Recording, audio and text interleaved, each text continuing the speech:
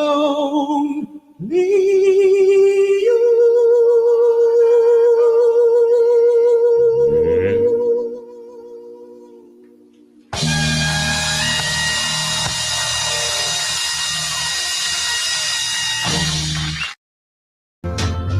It's just like heaven being here with you. You're like an angel, too good to be true. But after all, I love you, I do. Angel baby, my angel baby, when you are near me, my heart skips a beat.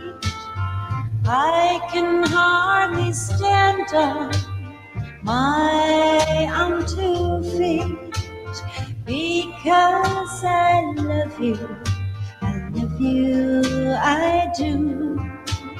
Angel baby, my angel baby, ooh, I love you, ooh, I do.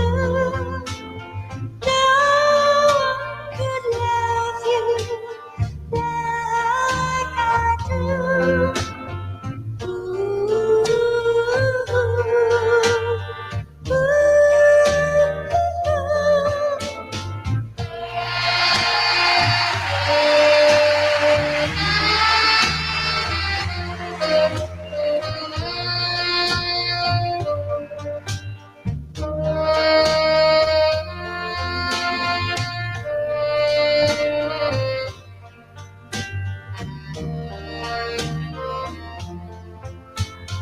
Please never leave me blue and alone. If you ever go, I'm sure you'll come back home, because I love you, I do. Angel baby, my angel baby, it's just like heaven being with you, dear. I could never stay away without you near, because I love you, I do. Angel baby, my angel baby, ooh, I love you, ooh, I do. No one could love you like I do.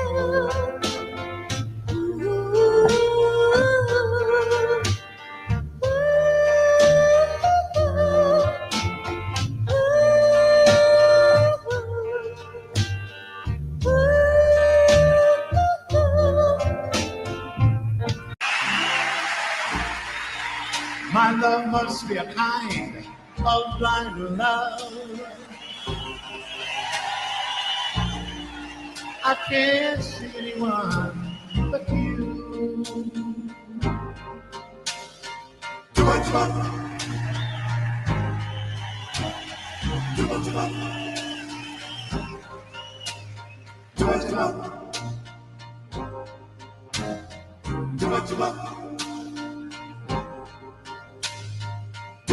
Are the stars out tonight?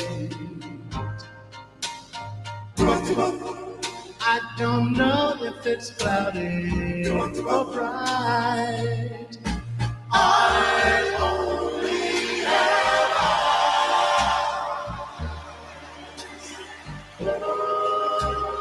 eyes. Vessels filled with souls, do they know me? I hope they don't. Monsters fill my closet, I won't open, I'll keep them closed. I'll wanna know, I wanna know what makes them go, who sold their souls. Going insane, it's all in my brain, making me crazy, not going away.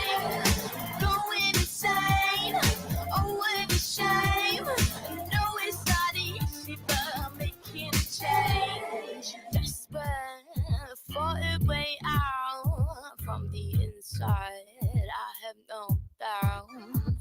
Deception runs through their veins. Who will save them? Because I wanna know, I wanna know what makes them go, who sold their souls. Going insane, it's all in my brain, making me crazy, not going away. Going insane, oh what a shame. I know it's not easy, but making a change. The shadow, the shadow, the shadow, the shadow, the shadow, the shadow, the shadow, the shadow. Scream, but there's no sound. The silence bleeds them out. See them, but they're not there. You can't feel them, but I can. I wanna know, I wanna know what makes them go, who sold their souls. Going insane, it's all in my brain, making me crazy, not going away. Going insane, oh what a shame. I know it's not easy, but making a change. Going insane, it's all in my brain, making me crazy, not going away. Going insane, oh what a shame. I know it's not easy, but making a change. Going insane, it's all in my brain, making me crazy, not going away. Going insane, oh what a shame. I know it's not easy, but making a change. Did you know that you could get $50,000 to over $150,000 of investment capital at 0% interest rates to fund any business or investment that you want? That's right. You could quickly and easily access $50,000 to over $150,000 of free money in less than 30 days to invest in guaranteed businesses and investments, all without having to risk your own cash or credit. And this is even despite all the craziness that's going on in the economy right now. It's true. There's a little known funding hack only used by the wealthiest investors in America right now called 0% interest funding. And 0% interest funding is exactly what it sounds like. It's free money that comes without any interest that you can use to invest into businesses or investments to generate passive income. And this allows you to take advantage of investment opportunities you want to pursue without being limited by the money that you have saved up or being forced to pay interest and fees to credit cards or risky business loans. And in a very short time frame, often in less than 30 days, you can access this abundant amount of capital. If that sounds interesting to you, click on this ad. I'll show you exactly how it works. Otherwise, you can click skip on this ad. So my name is Andrew Mbesi, and I didn't create my income streams overnight, and certainly didn't get any handouts in the beginning either. Just like most people, I had to build my streams of income the hard way until I learned how to use 0% interest funding. And that's when I became no longer limited by capital to scale my investments or rely on banks and investors to profit a bigger piece of the pie for myself. Since I learned about this funding hack, I've obtained over $250,000 of 0% interest funding in less than 12 months. And now that makes me passive income upward of 7 figures per year, all without requiring a penny of my savings. And after I found success with this funding hack, I worked with hundreds of other people one-on-one and showed them how to successfully implement this strategy to fund their properties, stock and crypto investments, and business investments to net even bigger returns than they could have obtained on their own by backing them with a guarantee of $100,000 minimum of 0% interest funding while working together. Now, for the first time ever, I'm sharing exactly how you can unlock the secrets of 0% interest funding for yourself. And this is something that only the wealthiest investors in the world know about, that allow them to become more wealthy and blow past the average investor. I'm not going to be doing this forever, so I invite you to my free workshop today to learn exactly how you can do this. You could click on this video to learn more. And no, this isn't some hour-long webinar where you're asked to buy something at the end. I put this together because I'm tired of watching everyday people just like you and I get ripped off. This workshop will allow you to learn the secrets the big funding companies, online gurus, and wealthiest investors in America don't want you to know, because they're afraid if you knew this information, you'd become too powerful and would overthrow their businesses. Sounds crazy, but honestly true. They wouldn't exist if you knew the secrets that they sell to their clients. So today, I won't be doing this forever. I'm unraveling all of the secrets for free. So click the link in this video. You won't want to miss your chance to learn this funding hack that so many people don't want you to know. This could be the major difference between you being an average investor or a wealthy investor yourself. And it's probably as long as the YouTube video you're about to watch. So take a moment and learn for yourself, and I'll see you on the inside. And if you're still watching this and still skeptical, no, I'm not one of those fake online business gurus you see online. You can actually investigate my profiles on Facebook and Instagram and dig into my personal life if you so desire to see the support I have gotten from family and friends throughout my journey to become financially independent. So with all of that said, I don't want to see you stuck in your current situation. The only way out is to take steps forward. So click the link on this video. This workshop won't last forever, and I look forward to taking you from an average investor to a wealthy investor, unraveling all the secrets the top investors and lenders do not want you to know. Click the link, and I will see you inside the workshop.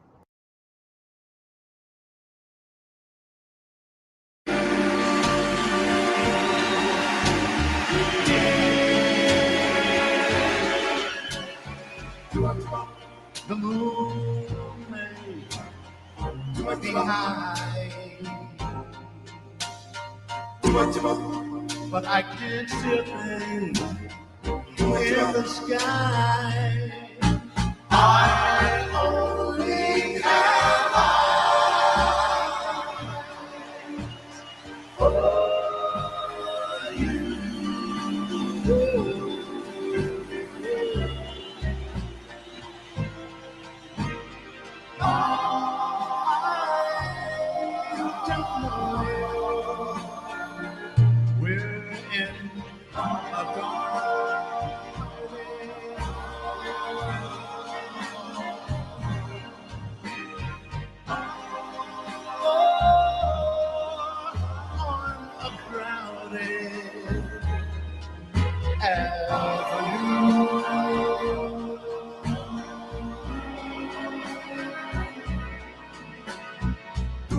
You are here,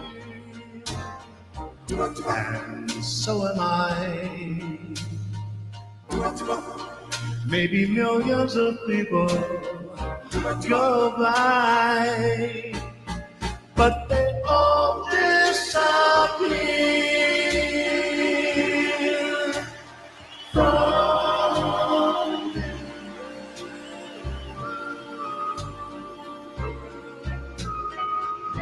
And I only have eyes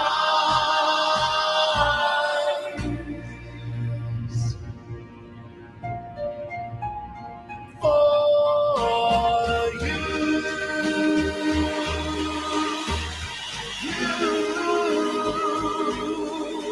I have eyes for you.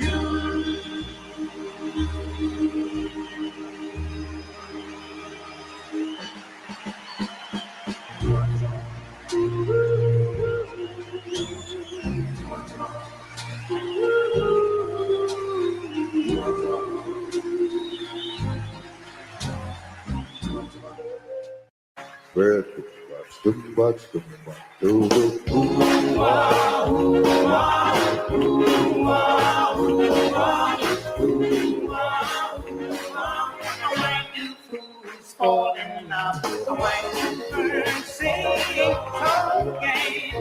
And my friends don't wake the break of day. Why do they fall in love? Why does the rain fall from above? Why do fools fall in love?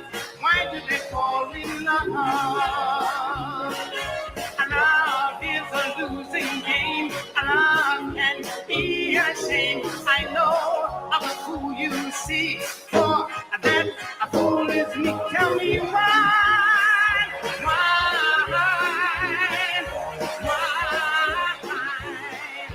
Tell me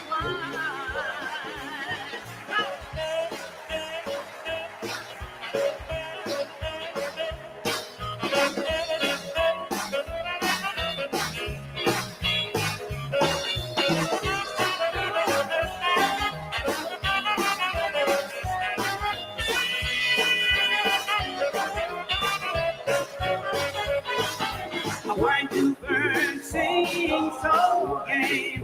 And my birds awake to break of day. Why do they fall in love? Why does the rain fall from above? Why do they fall in love? Why do they fall in love? And why does my heart get this crazy beat? For I know it will reach the beat. Tell me why?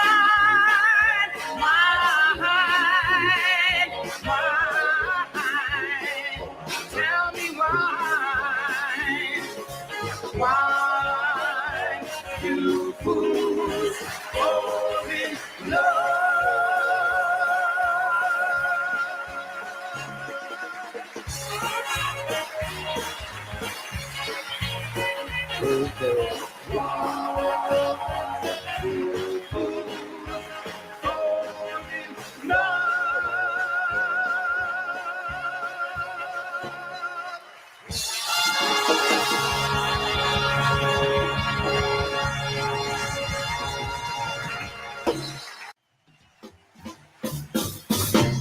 Life could be a dream. Life could be a dream. Life could be a dream. Could I take you out in paradise up above? If you would tell me I'm the only one that you love. Life could be a dream. Sweetheart, Lord, get you on my feet. And I'm a ding dong. She might like the man.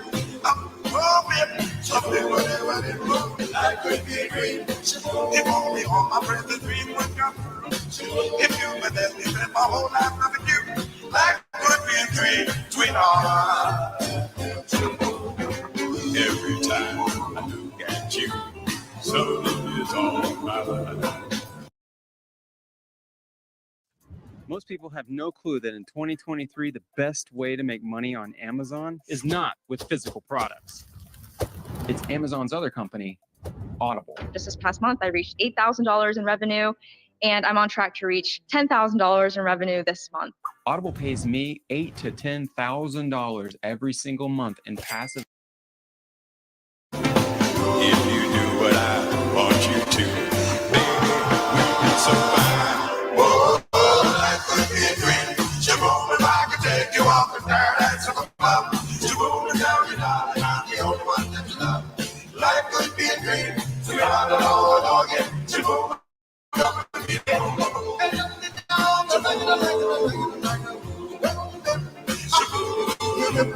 Life could be a dream. Life could be a dream, sweetheart.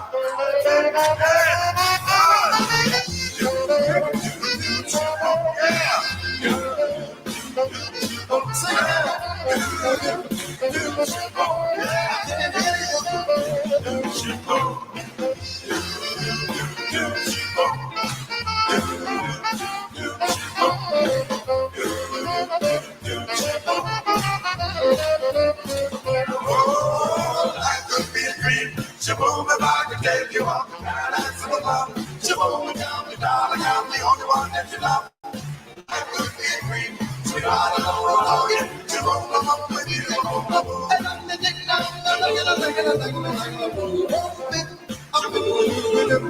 Life could be a dream. Life could be a dream.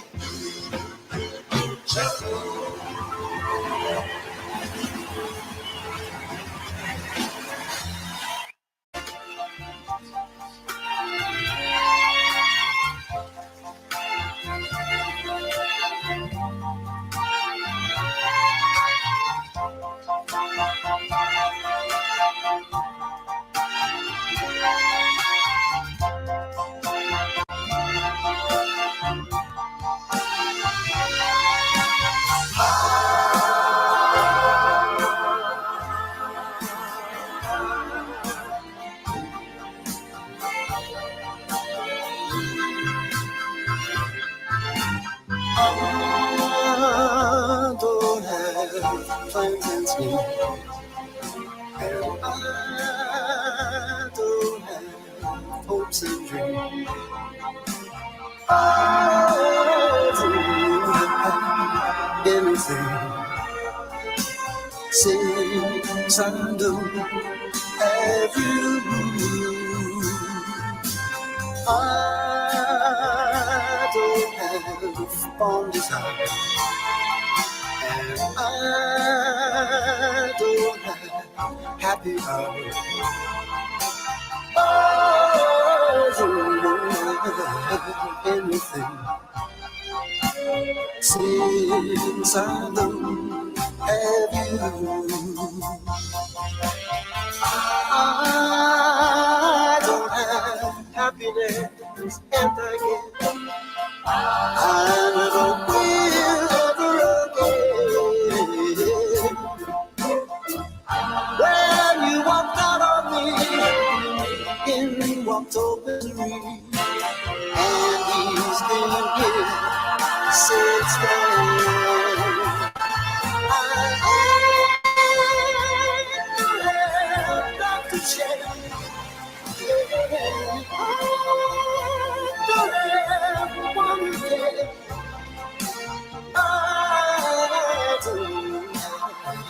Anything since I don't have you.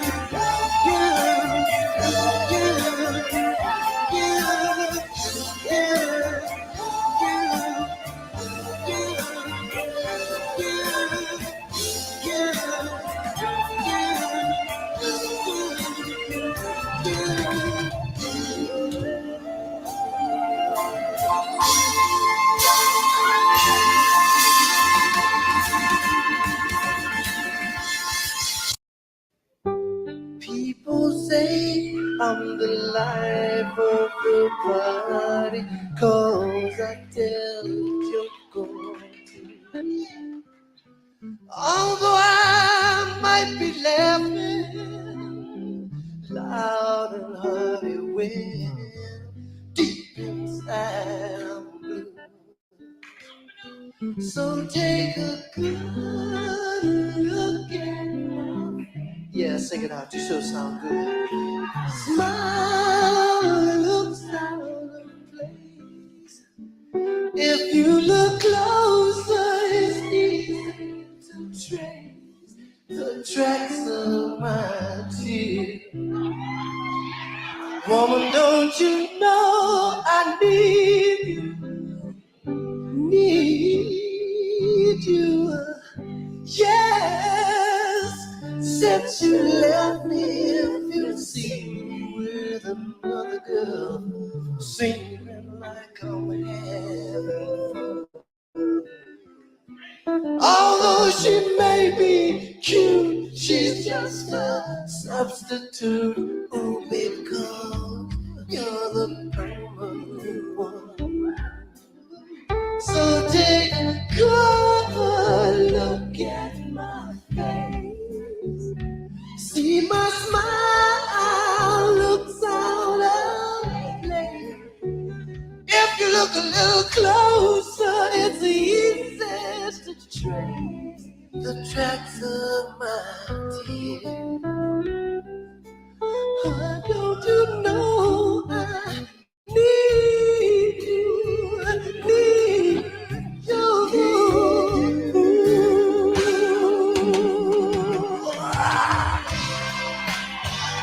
Oh, baby, now I'm tired of masquerading inside my office, baby. I'm just a clown, baby, since you put me down. My smile is my makeup, aware since my breakup with you. Baby, take a good look at my face. Yeah, wanna see my smile. Oh, a little bit closer, it's easy to say.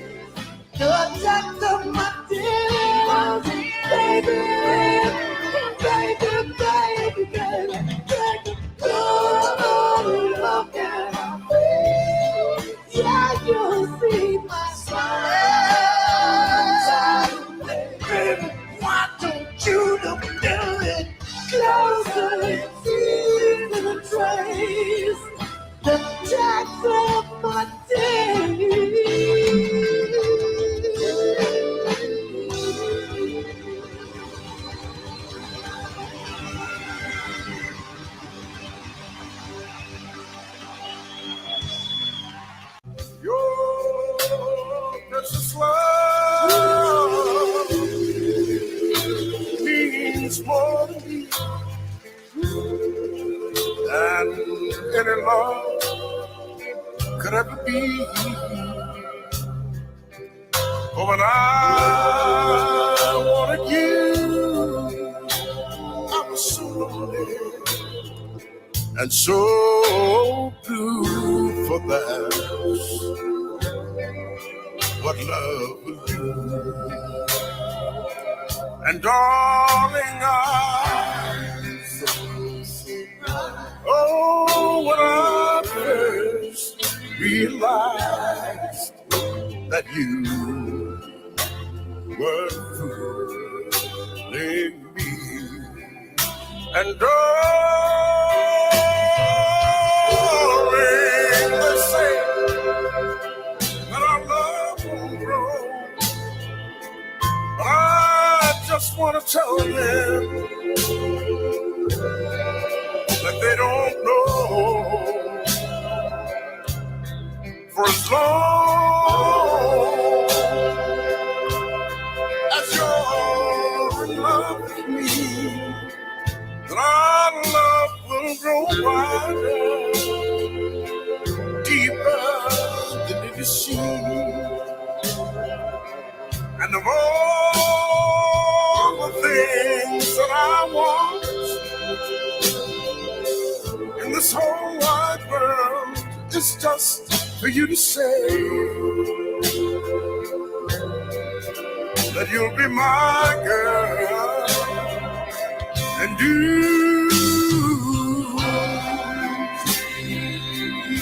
wanting you, I'm so lonely. That's what love.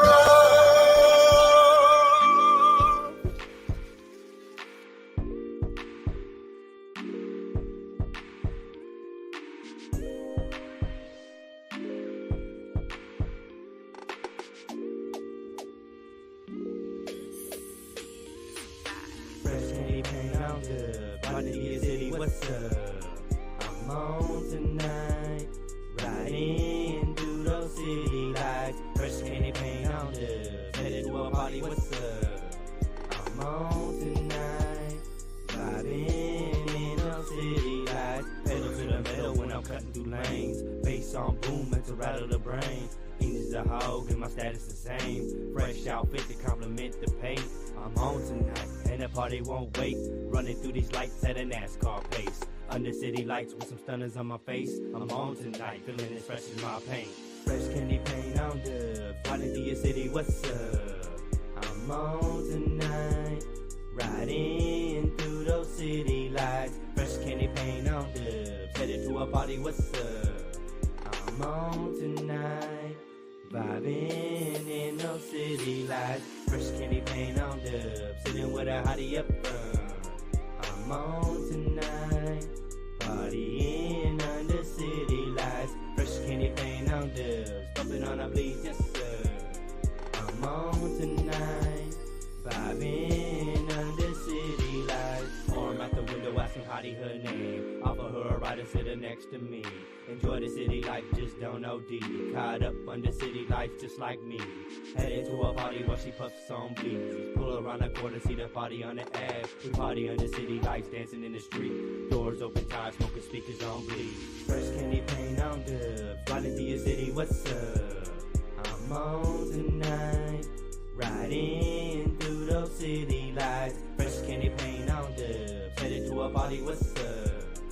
I'm on tonight, vibing in those city lights. Fresh candy paint on dubs, sitting with a hottie up front.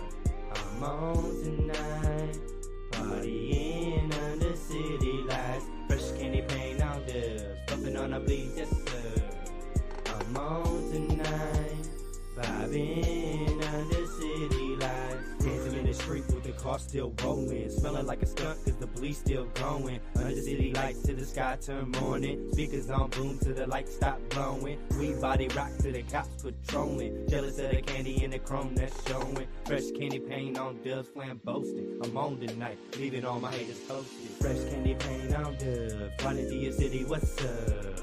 I'm on tonight, riding through those city lights. Fresh candy paint on dubs, Headed to a party, what's up? I'm on tonight. Vibing in no city lights. Fresh candy paint on dubs. Sitting with a hottie up front. I'm on tonight. Partying under city lights. Fresh candy paint on dubs. Bumping on a bleed, yes sir. I'm on tonight. Vibing under city lights.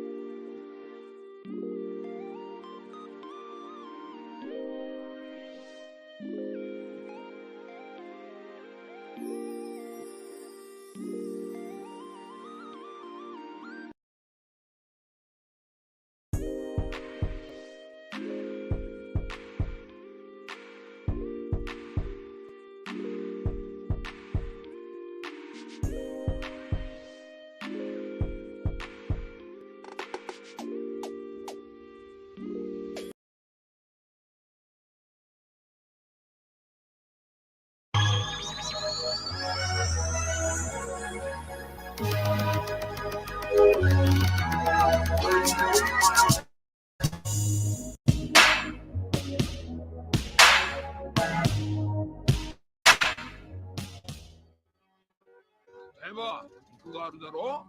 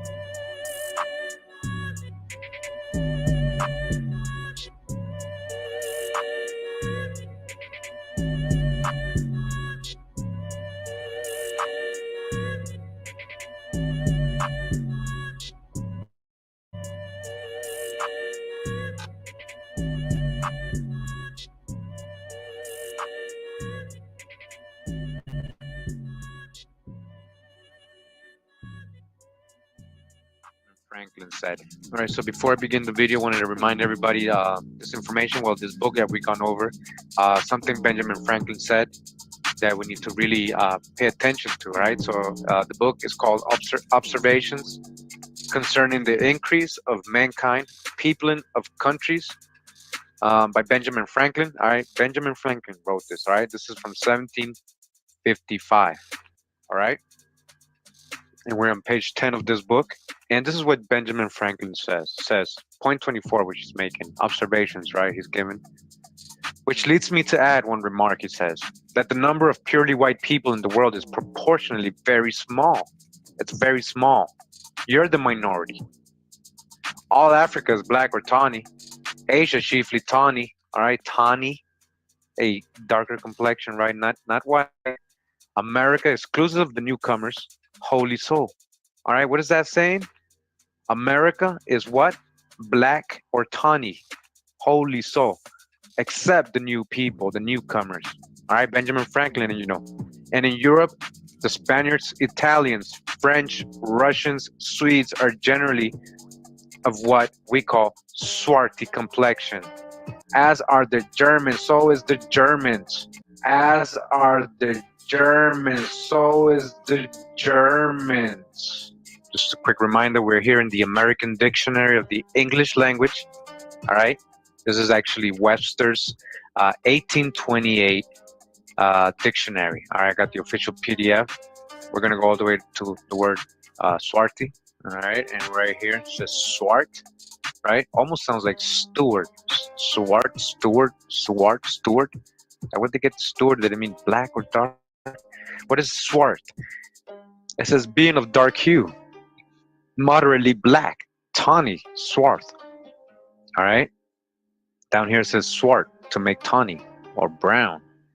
Swart, an apparition. Swartly. All right. Duskly with a tawny hue.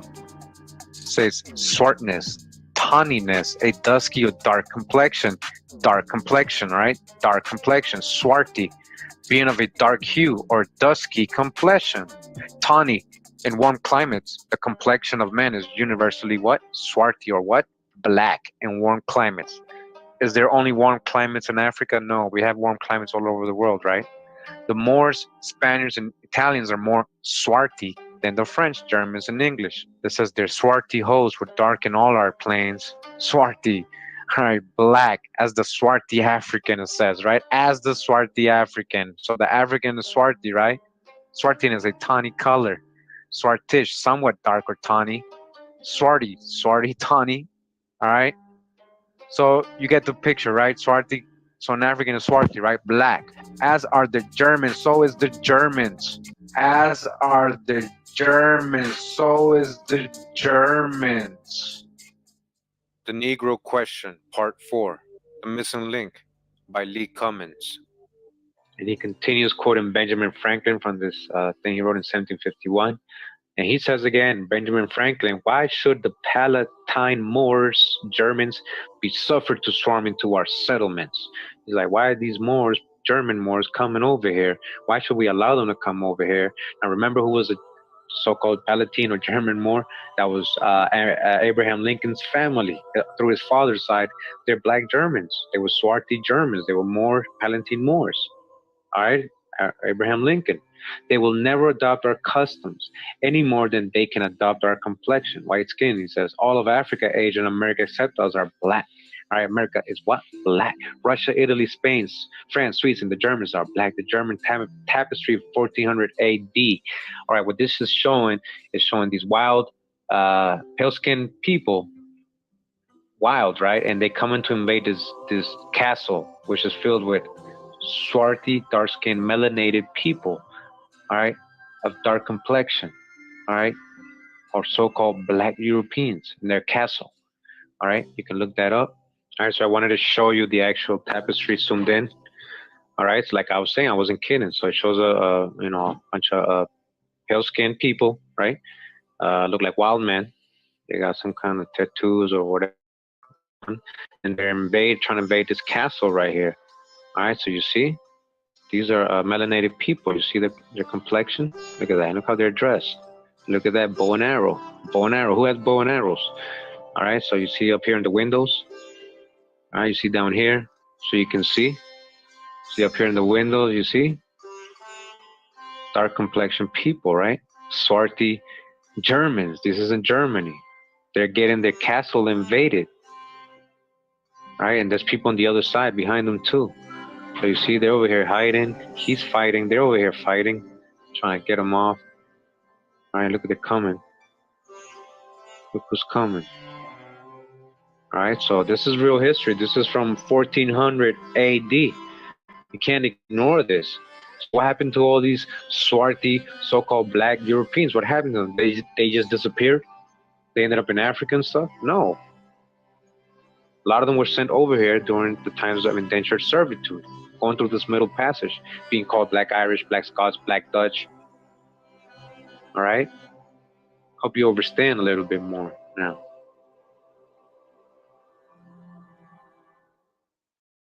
A South German tapestry. This is from the Bulletin of the Museum of Fine Arts, Volume 56, number 303, pages 5 to 13, plus 15 to 17, 12 pages.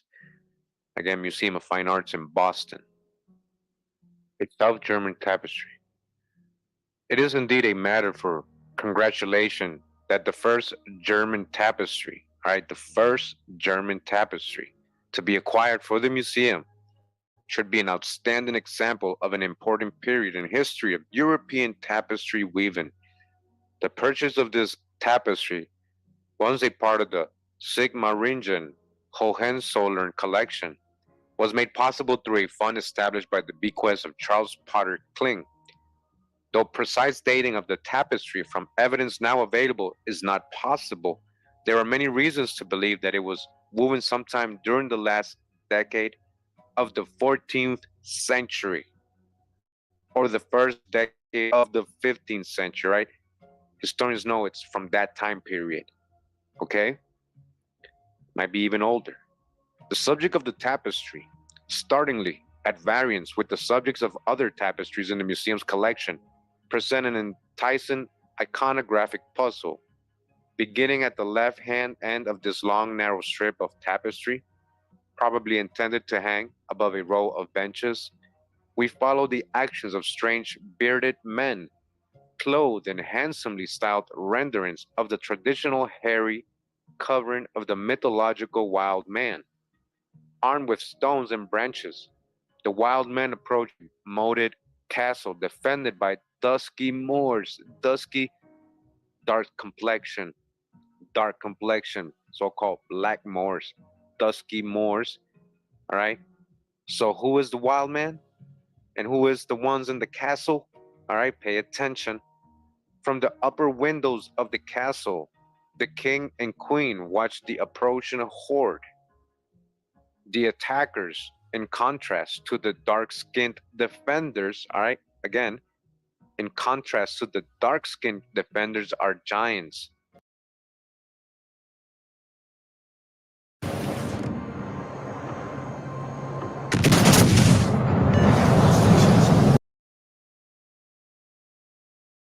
But though the danger seems overwhelming, the drawbridge is down and two bowmen advance toward the invaders. To the right beyond the castle, a wild man crowned with flowers struggles with a lion. Two wild men attack a winged dragon, while still farther to the right, another wild man grabs the horn and right leg of a spotted unicorn in an effort to subdue him. The small trees which punctuate these incidents have smooth, sinuous brown trunks, each species of tree indicated by the variations of the elaborate polychrome patterns of the tuft of leaves at the top. Birds flock to one tree to feed on its berries, and tailless brown apes climb the trunk and play in the branches of another. Beyond the apes, a wild man mounted on a stag rides proudly on. Two wild men bring offerings, spoils of the chase, to a wild woman who with two children is seated on the foot of a stylized pyramidal hill. Subtly calculated irregularities in the angular rock formations of the hill, from which grow small trees and flowering plants, give variety to a composition which frames and focuses attention on the strange family scene. The head of the wild woman, her fair hair crowned with leaves, is a silhouette against the rosy shadows of the rocks. The foreground is patterned with small, varicolored mounds, each framing a stylized plant, while at intervals rabbits and other small animals are seen emerging from behind the little mounds. These wild people are outside the clearly defined boundaries of the medieval feudal hierarchy. Their rank and place in society is not shown by the style of their garments. They are clothed, if we may so describe the delicate pattern of which the forms of their bodies are delineated, in soft garments stripped gray, cream, pink, yellow, brown, and green, in a manner to suggest delicately dyed furs. The two wild men who approach the wild woman, one half kneeling as he offers an animal's leg to the woman, all right, an animal's leg, the other slightly bent under the weight of a dead lion on his back. Merely by the angles of their bodies complete the frame and background for the woman with her children, continuing and supporting the rocky hill as the apex of the triangle. The Negro Question, Part 4. The Missing Link by Lee Cummins. Back in the book, and it's the same image right here. Right, and he says, I had to slow cropping the image, the tapestry down so that we could retrieve the secrets that are hidden on it. As you can see, the black German soldiers are protecting the black German king, queen, and prince who are looking out of the castle. I have slowed the tapestry down even further on the next page. It says iron arrowhead, iron lookout perches, and bronze horn. All right. Professor Boyd Dawkins, page 6 of this book, The Little Black Basque, brought the knowledge of iron and bronze with them. Look closely at the tip of the arrowhead. It's made of iron. Do a double take and look at the lookout perches. They are made of iron, and the horn appears to be made of bronze. Professor Boyd Dawkins was describing a highly technological black civilization in Europe, not Africa. Again, not Africa. This is Wild Men in the Middle Ages, a Study in Art, Sentiment, and Demonology by Richard Bernheimer, Harvard University Press. And real quick, I go to chapter 1, The Natural History of the Wild Man, just to read a little bit about this. Says here instead, this book deals with literary and artistic figure whose imaginary character is proved by its appearance. It is a hairy man, curiously compounded of human and animal traits, without, however, sinking to the level of an ape. It exhibits upon its naked human anatomy a growth of fur, leaving bare only its face, feet, and hands, at times its knees and elbows, or the breast of the female of the species. Frequently, the creature is shown wielding a heavy club or mace, or the trunk of a tree, and since its body is usually naked except for a shaggy covering, it may hide its nudity under a strand of twisted foliage worn around the loins. Where any characteristics other than these appear, there is a possibility that instead of a wild man, we may be beholding another imaginary figure such as a devil, faun, or satyr. The creature itself may appear without its spur, its club, or its loin ornaments. Any one of its characteristics may be said to designate the species. This strange relative of Homo sapiens, a lively and sometimes pungent commentary on the bestial side of his nature, plays an astoundingly persistent, although on the whole subordinate part in the art and literature of the Middle Ages. But even though the frequency of the wild man's appearance in art and letters is not quite matched by the importance accorded to him in medieval thinking, his ubiquity must be regarded as a sign that he represented a major, if unacknowledged, trend of thought. All right, everybody was talking about this wild man. So is it really myth? His presence is like the running commentary with which a man's half-conscious imaginary accompanies his conscious ideals and aspirations, a reminder that there are basic and primitive impulses clamoring for satisfaction. Medieval literature and art are shot through with the mythology of the wild man. We find him in the clipped verses of French Arthurian romance, in the epics of German minstrel singers, and in the writings of Cervantes and Spenser. The whole vast field of late medieval secular art is his playground, from prints and paintings by Albrecht Dürer and Peter Bruegel to the love caskets and tapestries which medieval swains presented to their ladies, or the tools of chivalry, such as saddles and ornament weapons. His place in medieval daily life was assured by the appearance of his image on stove tiles, candlesticks, and drinking cups, and on a larger scale on house signs, chimneys, and the projecting beams of frame houses. His figures even invaded religious buildings and in liturgical books, being found on the borders of illuminated manuscripts, on capitals, choir stalls, baptismal fonts, tomb plates, and as a gargoyle on the eaves of churches. All right, so you see where they found all this. So you see how the wild man is portrayed in all this history, right? And all this art and all these buildings.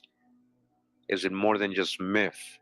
Once on the facade of a Spanish church, it observed the place which should have been given to the saints, standing full size on the jambs of its main portal.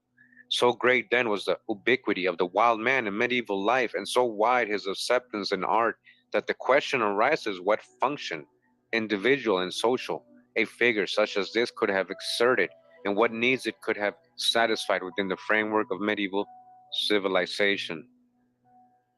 right? So I wanted to go to page 147, is where they mention the tapestry we're talking about today.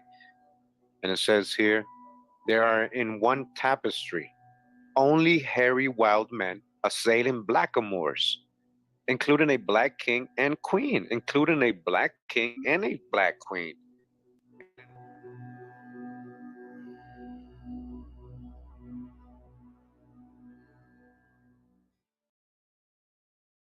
Let this soft mineral melt under your tongue to improve vision so you can say goodbye to your optometrist for good. Did you? So here we are, learning about where the wild man comes from. I never heard of a wild man, but if that's the way they're going to explain it to us, then I guess I'll be seeing a wild man with all that long hair. That tapestry was looking great, though. I wonder who made that. What do y'all think? You know, because I think what he's trying to do is say this is an Neanderthal man or something coming down out of the last ice age with all that hairy stuff on.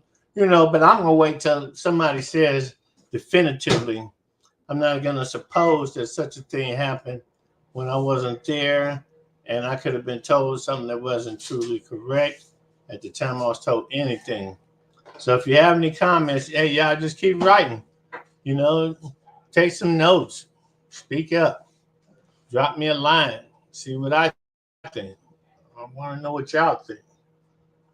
So let me get this one back up out of here.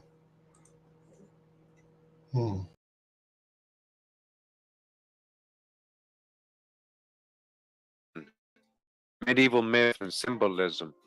Timothy Husband, with the assistance of Gloria Gilmore House. A couple of the images here in this book, very interesting. Says here, Wild Man, pen and ink illustration from Ballade de une homme sauvage, France. This is from around 1500.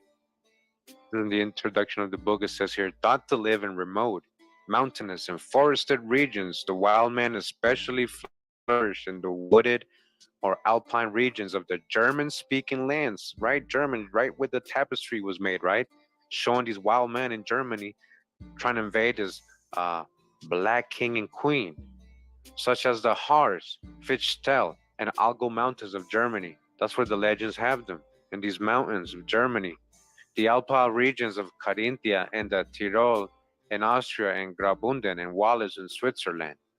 In many such areas, the myths have survived to this day, still celebrated in festivals, masquerades, and dramas.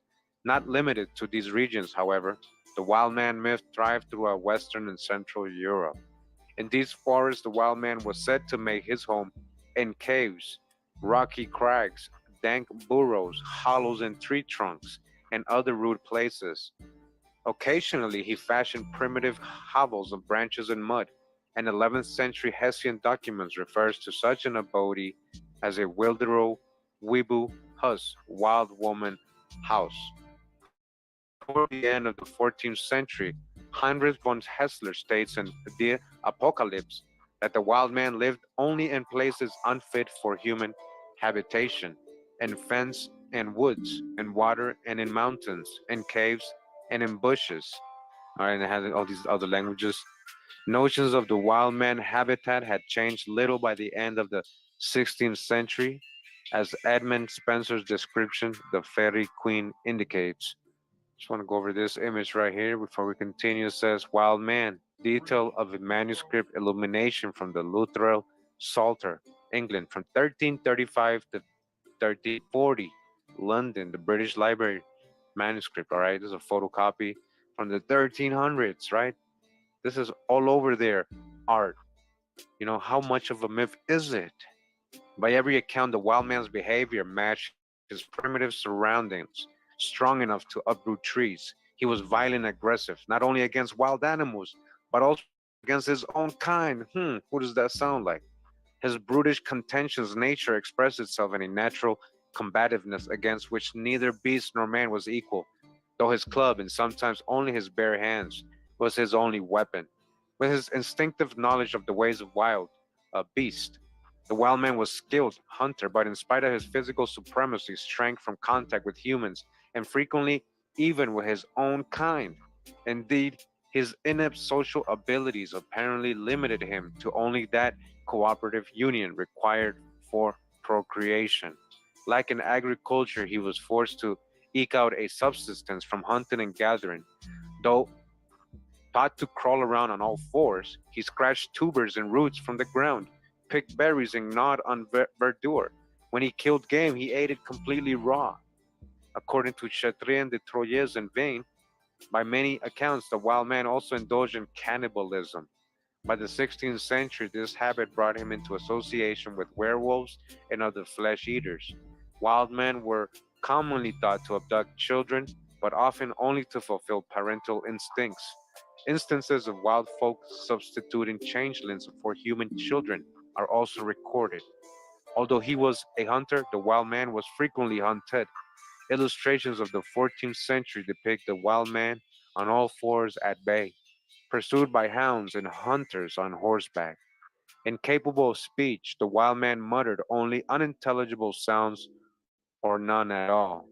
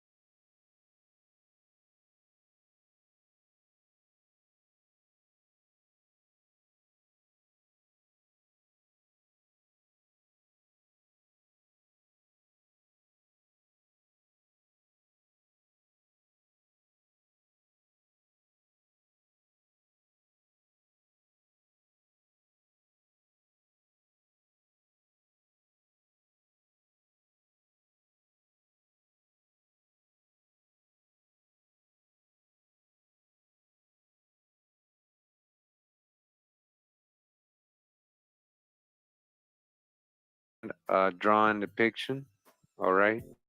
And you see the wild man got the boars. He brought with him to help him fight.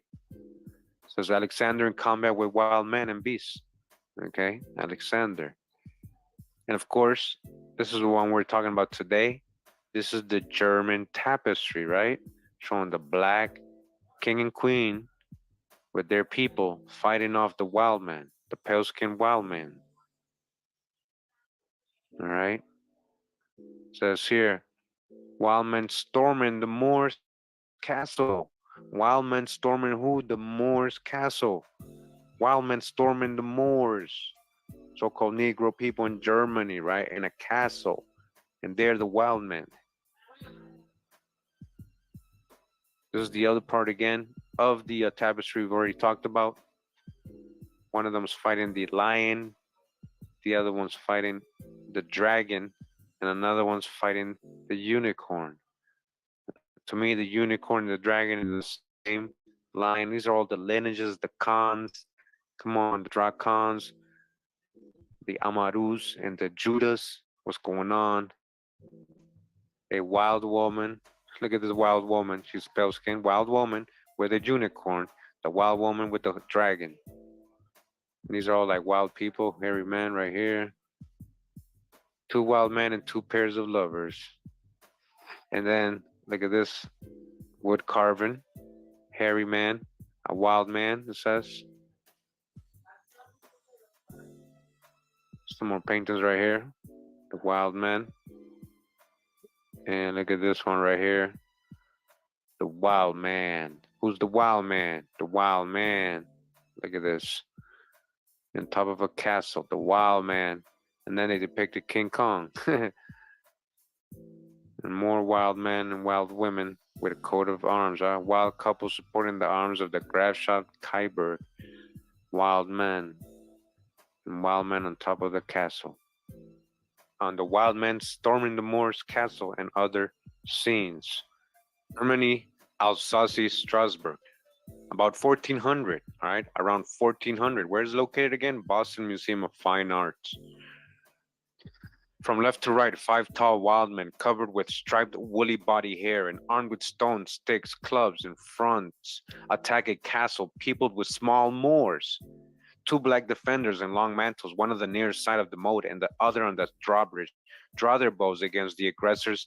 The Moorish king and queen, both crowned, watched the foray from 2 windows over the castle gate. 4 Moors, one in each turret, brandish weapons or gesticulate, while 4 others watch from the crenellated wall below. The castle stands in a sparse wooded grove. Emerging from the edge of the grove is a stag. In the central section, several wild men with garlands in their hair engage in struggles with various animals. 1 wild man grapples with a rampant lion, raising his club to deliver a blow. 2 other wild men, one with a long pole and another with a club, attempt to kill a basset-like creature, while a 4th engages a unicorn holding its horn in one hand and foreleg in the other. In the right-hand section, a wild woman and 2 children, one seated on her lap and the other at her side, sit in front of the rocky outcropping. The group is approached from both sides by 3 wild men, one on a stag, another with a lion slung over his shoulder, and the third kneeling before her, offering a leg of meat. At the left, The Negro Question, Part 4, The Missing Link, by Lee Cummins. Says the tapestry shows that the whites lived in tree houses and caves. They were basically poor, while the technology and wealth was in the hands of the blacks. If I was focused on race, I would have missed the true treasure that this tapestry possessed. The real treasure on this tapestry is the technology and the civilization of the black German population. We cannot allow ourselves to fall into the pit of hate because of what the New World Order has done in history. We have an obligation, all colors of people, to seek the truth and to teach the truth, no matter how hard it is to swallow. All right, he makes a point there. We have an obligation, all colors of people, to seek the truth and to teach the truth, no matter how hard it is to swallow. All right, he makes a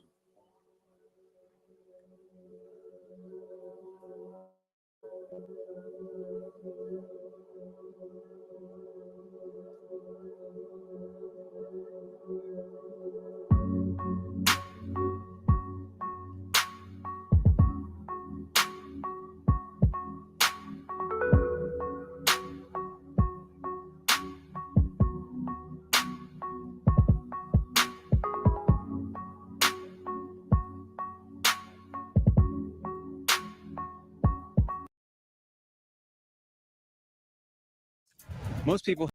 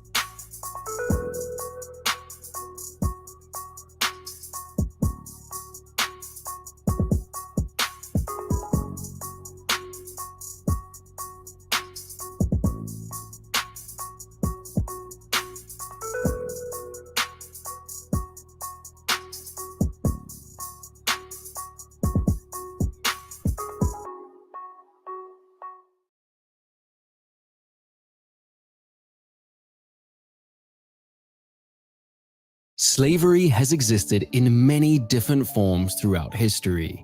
The reduction of another human being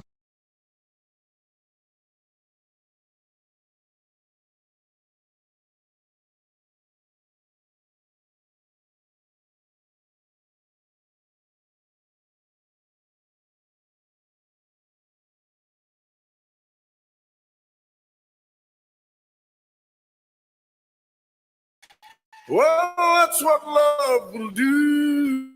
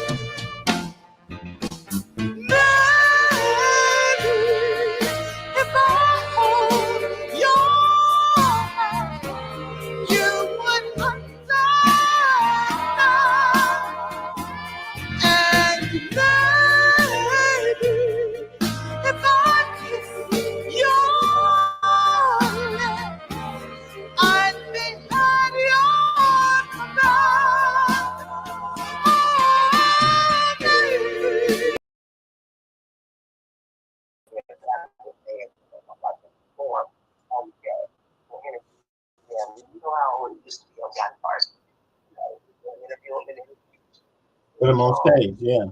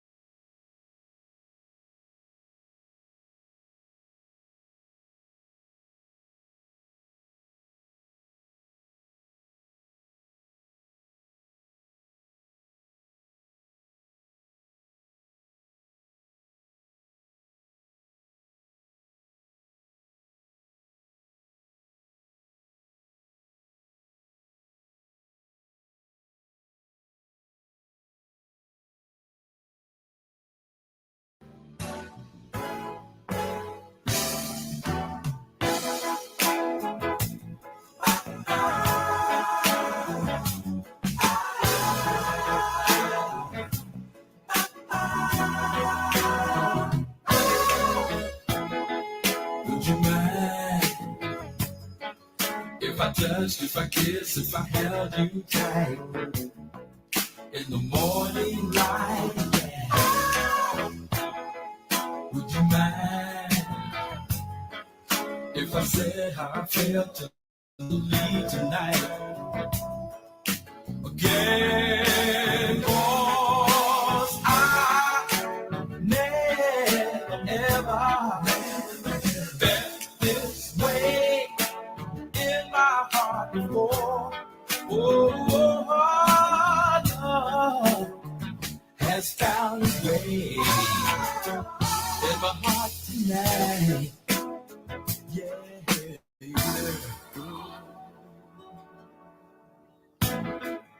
Would you mind if I look in your eyes and I hypnotize and I lose my pride? Yeah. Would you mind if I belong to you till I'm satisfied? Once again, 'cause I never felt this way in my heart. Oh, before, love found its way in my heart tonight.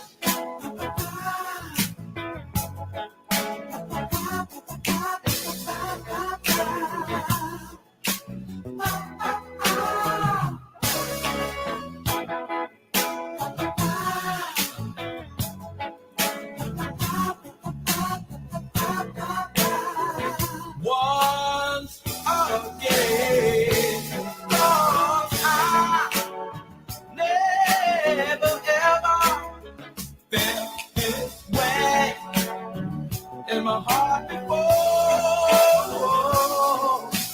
Love has found its way in my heart tonight.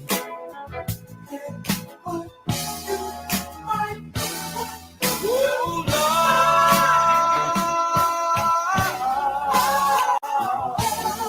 would you mind?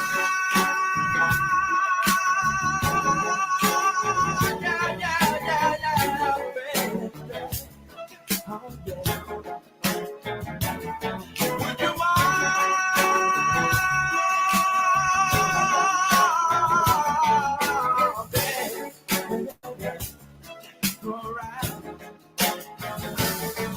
Gonna look into your eyes if I give it the time.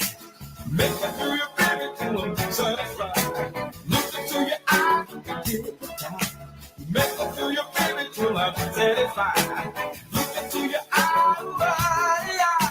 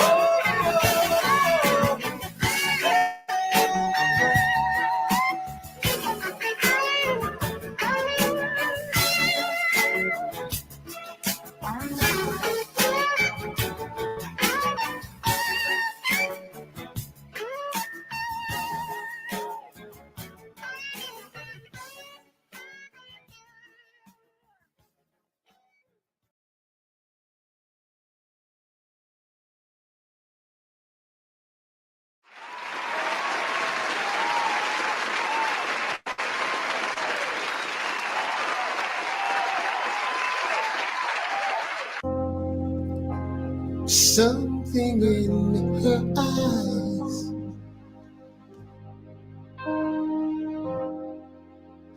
speaks the word of me.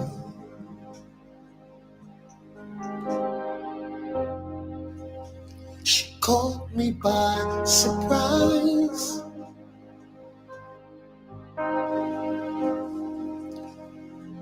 The way she makes me feel.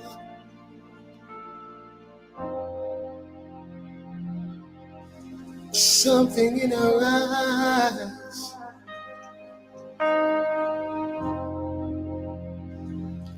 is calling my name.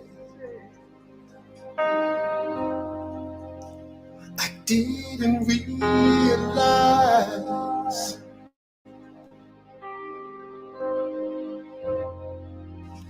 something deep inside had awakened. Oh, I felt so alive. Just this feeling,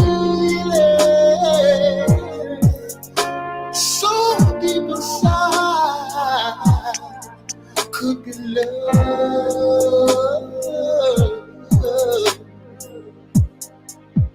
Oh, oh, something in her eyes bleeds into my soul.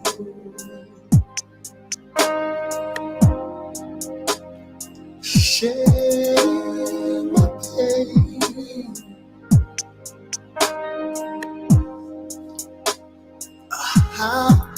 How did you know?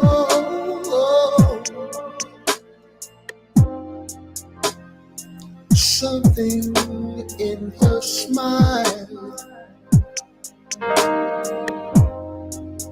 cools my spirit down. Her laughter's like a fire. It melts me with the sound. Oh, oh, and never question her feeling. Oh, so what I'm feeling is so right. She's like the wind and my silence. Oh, I'm not really sure how to find love. Oh, her sweet, sweet eyes, her sweet, sweet eyes. Something in her eyes. There's something in her eyes. Whoa, cools my soul.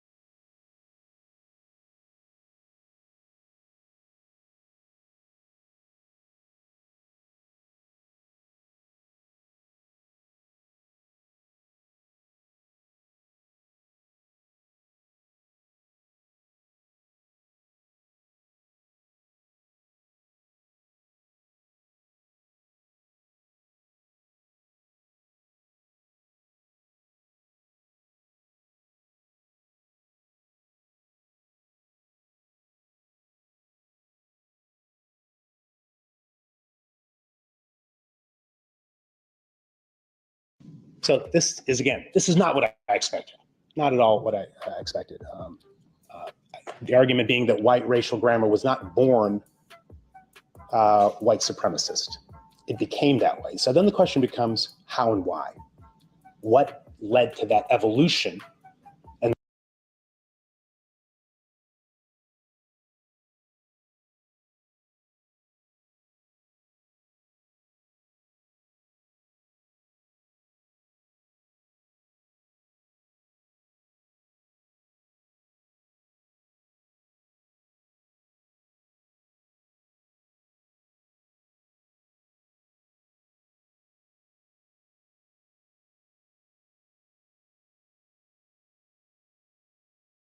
in the creation of an ideology of white victimhood and white power. And what did the elite do? When you see that you're outnumbered by black and white folks who are penniless, landless, peasants, you have to do one of two things. You either have to kill them all, but you can't do that because who's going to work? Rich folks weren't going to. They had to get poor people to work. The whole point was to be a person of leisure back in those days. That was the goal, was not to work. So you couldn't kill them all. You didn't want to kill them all. You had to do the work yourself. You had to build your own levee, build your own house. No, pick your own tobacco, harvest your own cotton. No, we're not going to do any of that. So you can't kill them, but you can co-opt them. And so the elite in Virginia, for example, in the colony, begins to give certain carrots to people of European descent, saying things like, you know, we're going to let you own a little land, not much, but just a little. And we're going to get rid of indentured servitude. Now you're free labor. And by the way, once you're free labor, you get 50 acres of land. Just because you're free labor, see? So we're going to cut you in on this deal. We're going to let you enter into contracts. We're going to let you testify in court. And here's the best of all. We're going to put you on the slave patrol to keep those people in line, right? The idea was you're still going to get your clock clean. We still don't like you. We still aren't going to really empower you or change your economic subordination, but we're going to make you honorary members of this team, and you're going to help us keep those other people down. So they got a little taste of power, and it did effectively divide and conquer those coalitions. Those rebellions began to stop almost instantly. Black History Month you find ridiculous. Why? You're going to relegate my history to a month? Oh, come on. What do you do with yours? Which month is White History Month? No, Well, come on, tell me. Well, I'm Jewish. Okay, which month is Jewish History Month? There isn't one. Oh, why not? Yeah. Do you want one? No. I don't either. I don't want a Black History Month. Black history is American history. How are we going to get rid of racism? Stop talking about it. I'm going to stop calling you a white man. I'm going to stop calling you a white man. Yeah. And I'm going to ask you to stop calling I'm me going to ask you to stop a black calling man. Negro, black. What do you think, Morgan? Is this political correctness gone too far? Yeah. I mean, we have a tendency to do that anyway. I mean, you get politically correct. Stuff happens that you don't want to happen. I all of a sudden became an African. Political correctness, African American. I'm not African. I'm not African either. American. I'm not African. Most of us ain't African. American. I'm not African. Africans and Native Americans. See? By Let's Jack get these Forbes. people sorted out over here. That's right. It says advertisements for runaway slaves occasionally contain information which sheds light on racial terms. The term mulatto is sometimes used for persons whose background cannot be documented, but very often American ancestry is specifically indicated. They're saying that these are American natives or aboriginals, what they're talking about when they're referencing a mulatto. In the following examples from Virginia, North Carolina, and South Carolina, references to Americans held as slaves will also be included, along with those specifically using the term mulatto. We shall begin with Virginia. 1737, 1738. Amos, a mulatto man, slave. He is about 6 feet high with broad face and shoulders, has bushy hair, and is a native of this country, although he has the countenance of a Madagascar. You hear that? All right, so a mulatto man slave, a native of this country. Most people have no clue that in 2023, the best way to make money. Yes, we.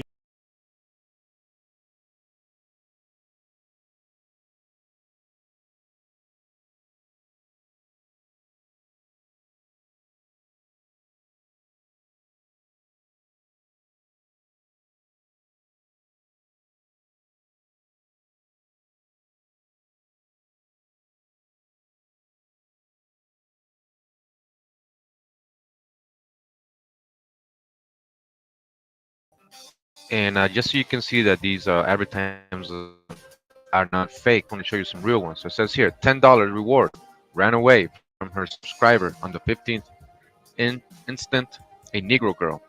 named Nellie, 16 years of age.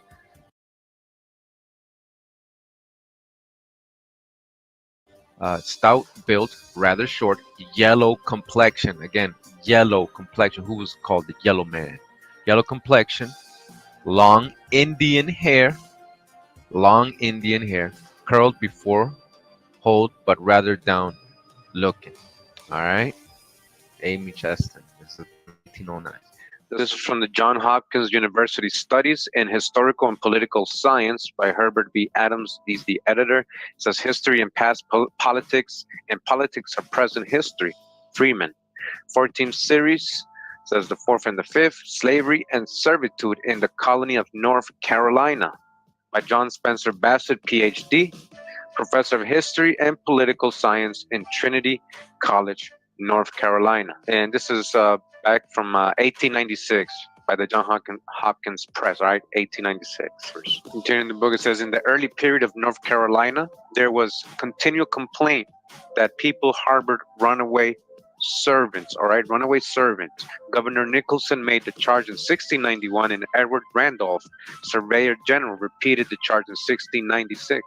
The situation of North Carolina was favorable to Virginia runaways, and it is likely that when servants left their masters in that province, they took refuge in the swamps and the forests to the southward. Who? Servants, not African slaves. But there is nothing to show that North Carolina encouraged such runaways. Henderson Walker wrote in 1699 that the law for apprehending runaway Negroes was adequate. He must have referred to the law we find on the statute book in 1715.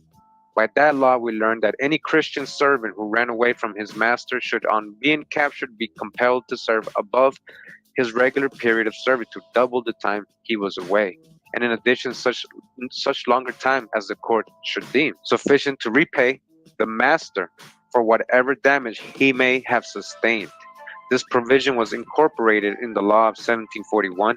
As many servants ran away in North Carolina itself as in Virginia, it seems John Ernstone, who seems here to have had nothing to gain by an exaggeration, said in 1716, white servants are seldom worth the keeping and never stay out of the time indented for. Africans and Native Americans by Jack Forbes. 1752, runaway from Somerset County, Maryland, a tall, slim mulatto man, slave, looks much like unto an Indian, and will endeavor to pass for such.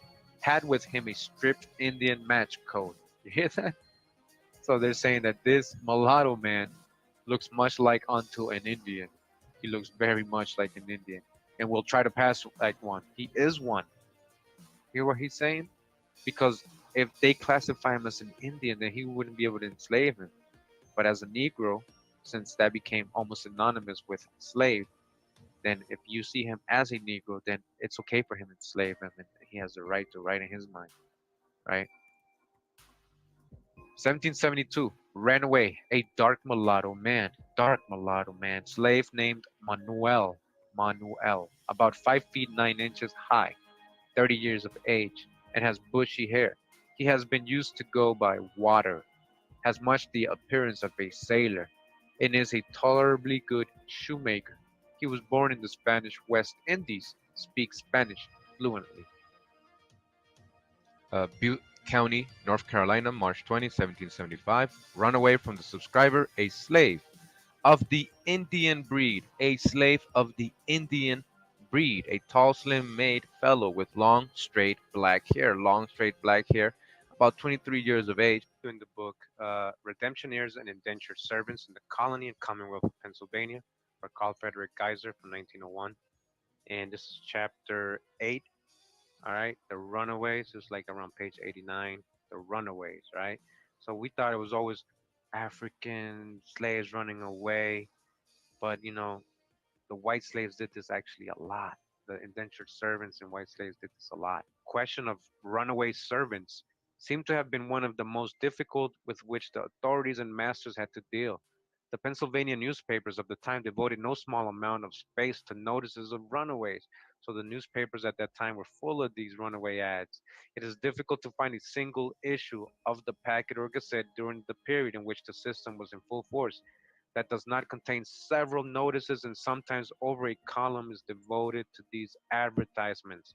20 hard dollars reward, a half Johannes reward are some of the various captions that stand out in boldface type to attract the notice of the reader. Rough woodcuts were sometimes inserted beside the notice to make it more conspicuous. The fugitive being usually represented in colonial custom with a cane and a bundle over his shoulder, taking rapid strides across the country. These notices throw a great deal of light on the internal history of indentured service. They give a complete description of the servant, his character, nationality, age, the clothing, and often the time of service.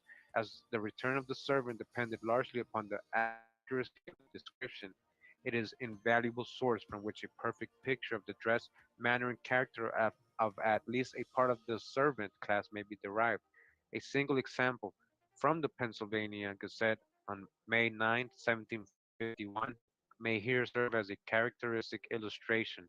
And it says, from that time, an ad, right? It says, run away from Thomas James of Upper Merion, Philadelphia County. On the 5th of this an Irish servant, lad named William Dubbin, about 18 years of age, speaks good English, fresh colored and thick and well set in his body, has light colored curled hair, somewhat resembling a wig, had on when he went away an old felt hat, Ozenbrick shirt and old dark brown colored coat, too big for him, and breeches of the same, gray worsted stockings, and a pair of old shoes with brass buckles. One of the buckles broke. Whoever takes up and seizes this servant so that his master may have him again shall have 20 shillings reward, and reasonable charges paid by Thomas Jones. Africans and Native Americans by Jack Forbes. 1772. Ran away from Cumberland a mulatto man named Jim, who is a slave of the name of Cheshire, and very likely will call himself James Cheshire or Chink. He has long black hair resembling an Indian's. Okay. 1773. Ran away with a Negro fellow named Fortune, a wench named Aminta. Has much the look of an Indian, and is so. Her mother, having been brought from Spanish Main to Rhode Island, has long black hair. They were brought from Rhode Island. The Journal of Negro History by Carter G. Woodson, Volume 1. Says here in this book, ran away from his master, Eliezer Ting, or Leezer, Esquire at Dunstable. On the 26th of May, they passed a Negro man. Again, a Negro man, right? Remember that. Servant called Robin, almost of the complexion of an Indian. So he just said he's a Negro man, but he has the complexion of an Indian. You see this? Short, thick, square shoulder, the fellow, a very short neck and thick legs, about 28 years old. Talks good English, can read and write, and plays on the fiddle. He was born at Dunstable. Whoever will apprehend said Negro and secure him again, whoever will apprehend said Negro who has the complexion of an Indian and secure him so that his master may have him again, or bring him to the warehouse of Messrs. Alford and Ting in Boston, shall have a reward of £10, all tenor and all reasonable charges. And this was published in the New York Gazette, revived in the Weekly Post, Boy, July 18, 1748. Again, a Negro servant runaway with a complexion of an Indian.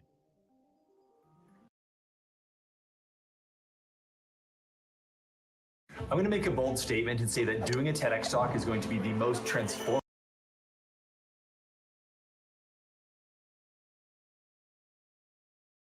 And he said a Negro. Like, where did they get the word Negro to be calling Americans only? That's the only place they call swarthy people, tawny colored people, Negro, is in America. They don't call German Negroes or France Negroes or British Negroes. Only when they get over here. But this is a guy in modern times writing this book, so don't y'all get caught up in the hijack. He's using this word because in his time period, it's a common use word. But in reality, this was not a common use word. Tawny and swarty were the common use words for melanated people. Okay, so Josh that hijack. He's not saying that these people are black or Negro back in their time. They weren't known as that because these are very influential influencers of different ethnic origins. You know, like if you were a Native American slave taken to Europe, and then 20, 30 years later they bring you back here, you would be considered a Negro because they would have cut your hair, and now you don't look like the Native American except for in color. So let that make sense to you. Don't be falling for what they say in reference to who people are. Okay, let's turn this off. Let's turn this back on. Let's keep it rolling, y'all. Albert Marley, a mulatto slave called Sandy. Again, a mulatto slave called Sandy. We're just talking about American natives. About 35 years of age, his stature is rather low, inclining to corpulence, and his complexion light. Again, his complexion light. He is a shoemaker by trade, in which he uses his left hand principally. All right, and it goes on. All right, in another book from the Johns Hopkins University Studies in Historical and Political Science, and this is White Servitude in Maryland, 1634 to 1820, by Eugene Irvin McCormick, PhD, instructor in American History, University of California, and this is from 1904. As nearly all indentures were negotiable, they were regularly disposed of at auction or private sale. The following is an example of the notices which appeared in the papers whenever a servant ship arrived in port. It says here, just arrived in the ship Sophia, Alexander Berdine, master from Dublin, 20 stout, healthy, indented men servants with 20 people, it says, whose indentures will be disposed of on reasonable terms by the captain on board or the subscriber, etc. The price received for servants varied according to their skill, age, and other personal qualities, but the average price for adults seems to have been about 15 to 20 pounds. All right, people from Europe being sold, right, like property, people being sold. And we're continuing the book White Servitude in Maryland, 1634 to 1820, by Eugene Irvin McCormick from the John Hopkins University Historical Political Science, I guess, reviews. And it says chapter 5 says fugitive servants. One of the most noticeable features of indentured servitude, and one which greatly impeded the successful operation of the institution, was the large number of runaways. All right, all these runaways. You thought it was just African slaves? No, it was indentured servants, mass, large number of them, from the founding of the colony to the dying out of white servitude from the very beginning.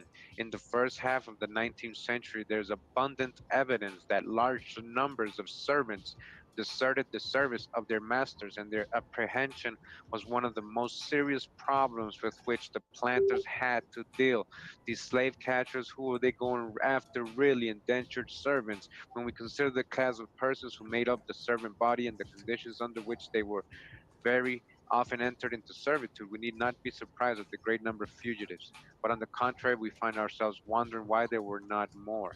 This desertion from service was due to several causes, and the blame attaches sometimes to the servant, sometimes to the master, or the speculator, and very often to neither, but to the inherent evils of the institution itself.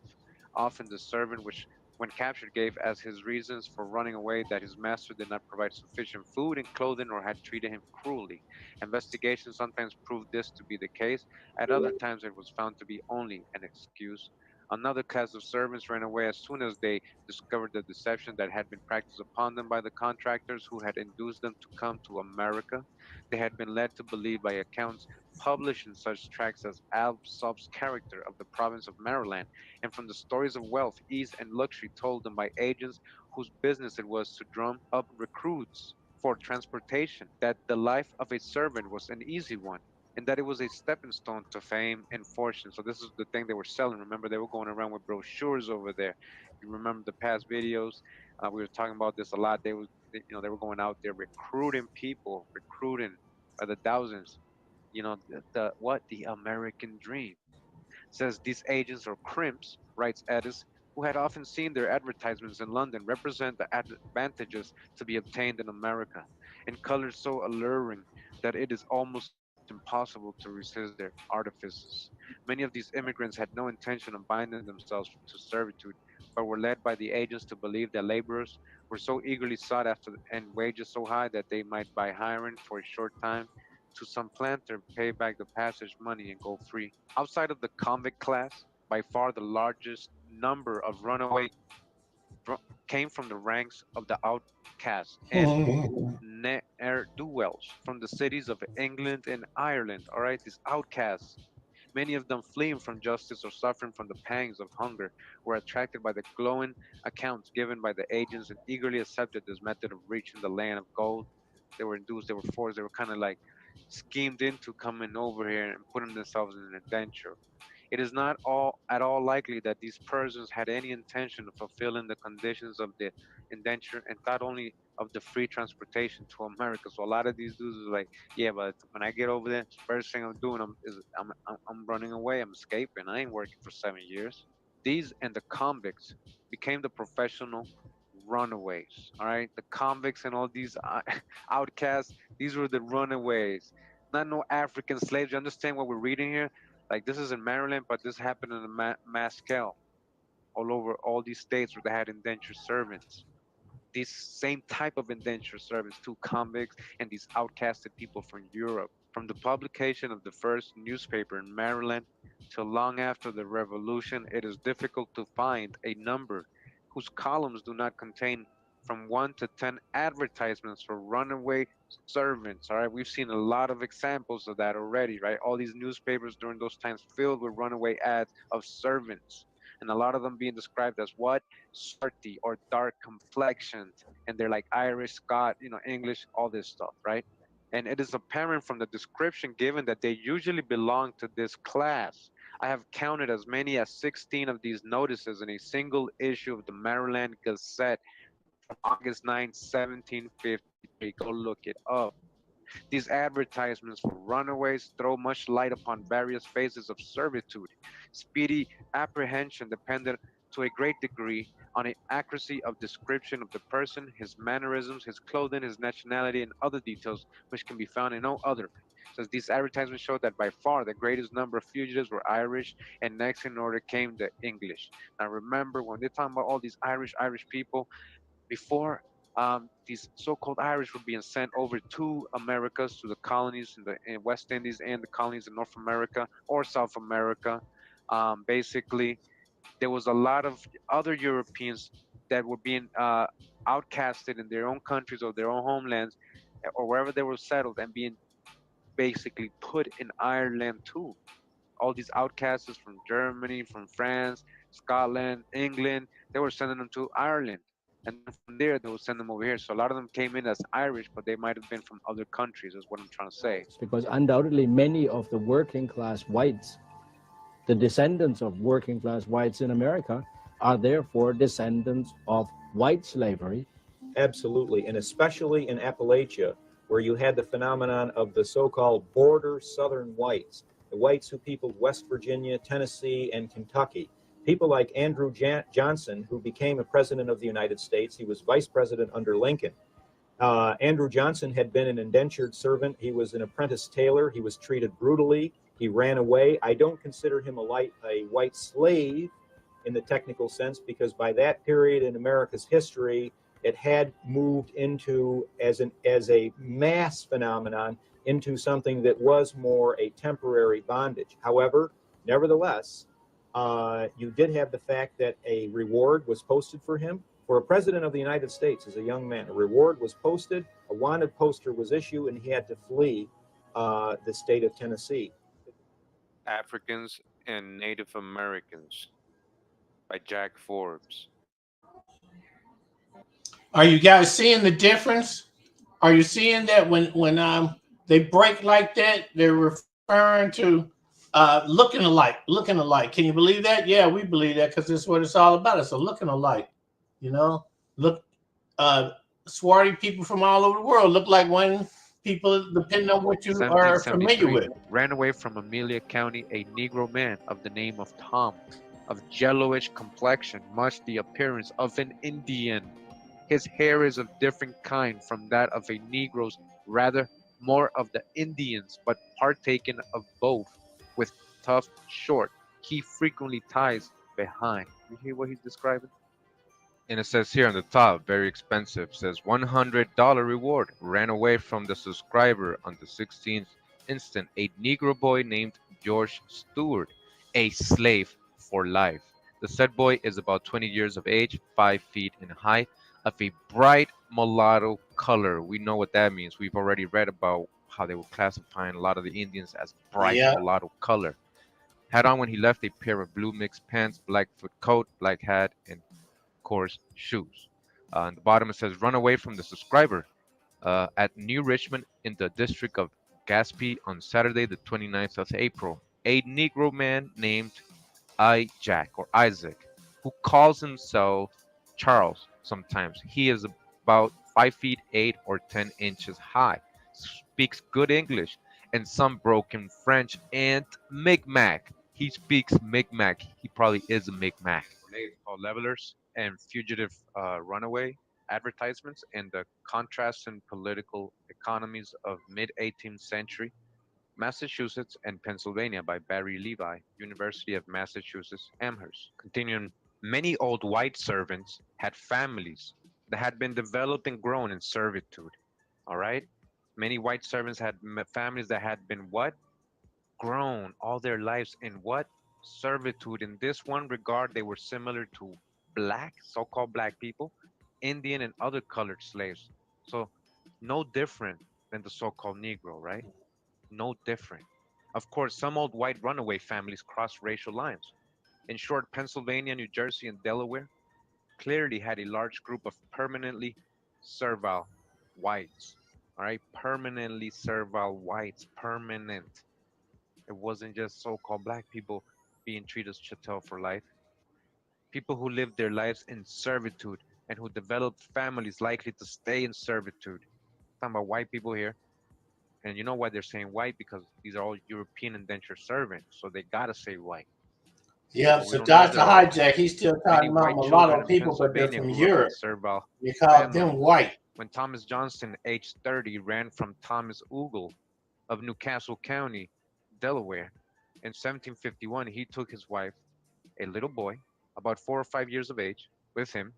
Similarly, when an Irish servant, Charles Campbell, ran from Henry Huddleston, Plumstead Township, Bucks County in 1739, he was supposed to be in company with one Martha Bostock, a short, well-set woman with red hair and poke broken, has a child with her about 5 years old. In 1741, Benjamin Mifflin of Philadelphia noted that his servant Henry Carpenter is a great boaster and has a son with him of his own name. This son was 13 years old. Like the stories of the slaves of the Old South, all right? Just like the stories of the slaves of the Old South, many white Pennsylvania servants ran to reunite their families. Such servants were not just German redemptioners seeking to reunite families soon after arriving. In 1746, Rachel Pickering, a 30-year-old English woman, fled from Matthias Curling, tavern keeper in Concord, Chester County, Pennsylvania. Curling noted that she had a fat man child with her about 6 months old. Curling had information that she was carried up from Newcastle County to Philadelphia in a boat, and that she had been here heard to inquire of one Timothy Connor, who she says is her husband, but he is only her bastard's supposed father. He served his time with one William Peters, Fuller, living near Concord, the Delaware Valley Free Labor Market, apparently disappointed and defeated many white ex-servants who returned to servitude after gaining freedom from the original labor contract and then decided to run later in life. Historians are beginning to uncover a class of lifelong servile white workers, lifelong servile white workers and cottagers in the middle colonies, and these advertisements confirm these findings.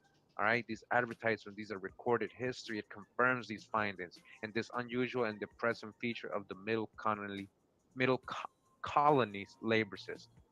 Between 1720 and 1760, over 35% of the runaway Delaware white men and women whose ages were specified were older than 24. Some of these were men who arrived at older ages to begin their American adventures. But as the advertisements make clear, most had served several terms of indenture in the middle colonies or in Maryland. They had failed to cultivate the discipline or skills of Poor Richard to compete well in an unregulated labor market.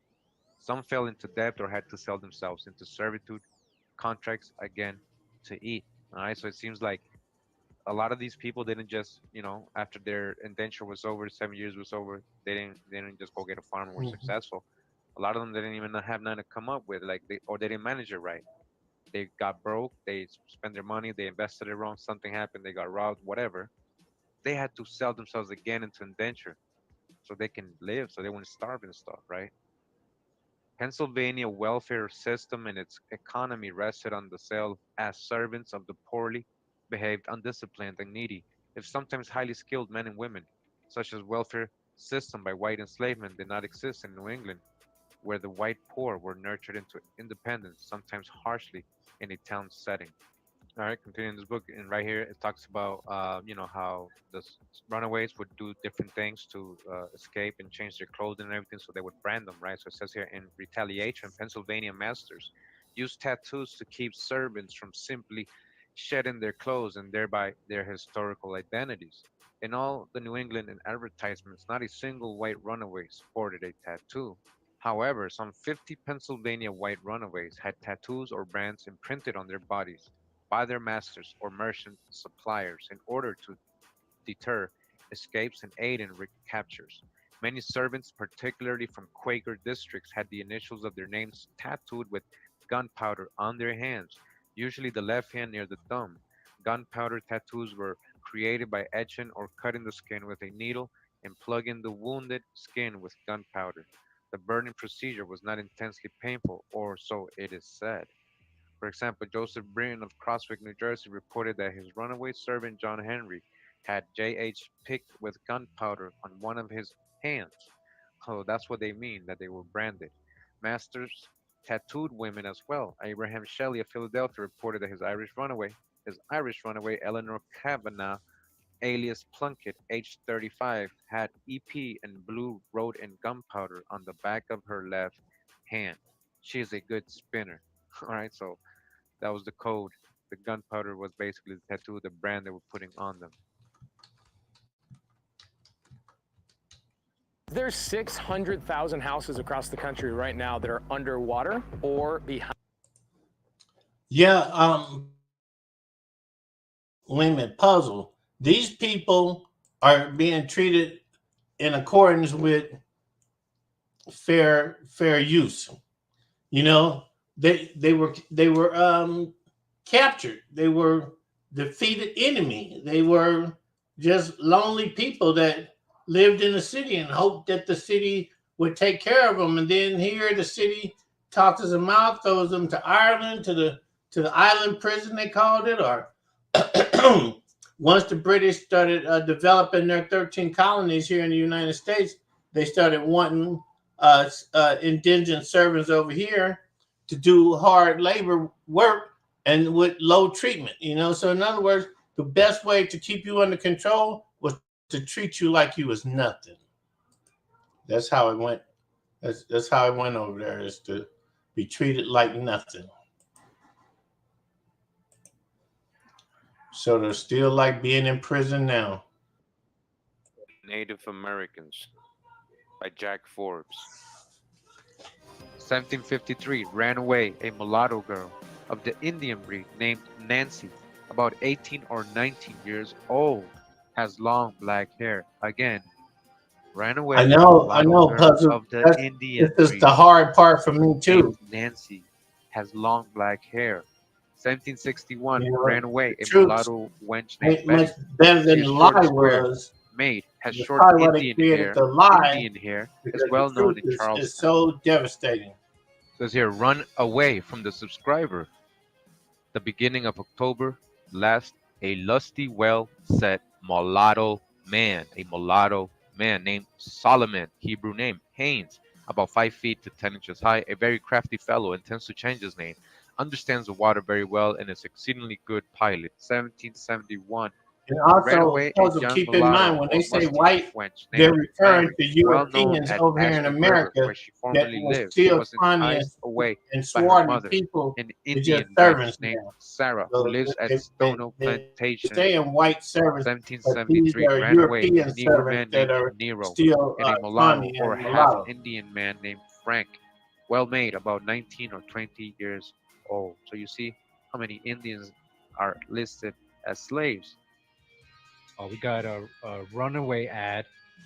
Ran away from Captain McCarty's plantation on Pope's Creek in Westmoreland County, a servant man belonging to the subscriber in Prince William County. See, at the time, His name is John, but if surname you forgot was is taken Chris from Paul, here a as a bricklayer, Native or American slave, and and then is a you was Kentish brought back over Indian. here, you lost your His name is identity Potomac, because then your hair was cut and his collar was looking all woolly, all right? like Name is Potomac. European Supposed to have the swarthy figure of people, Savior and mounted that's with what gunpowder they're on his calling arms. white people that They were were doing sent that to back the over here American by servants, Britain in the marking them up with 1700s. gunpowder.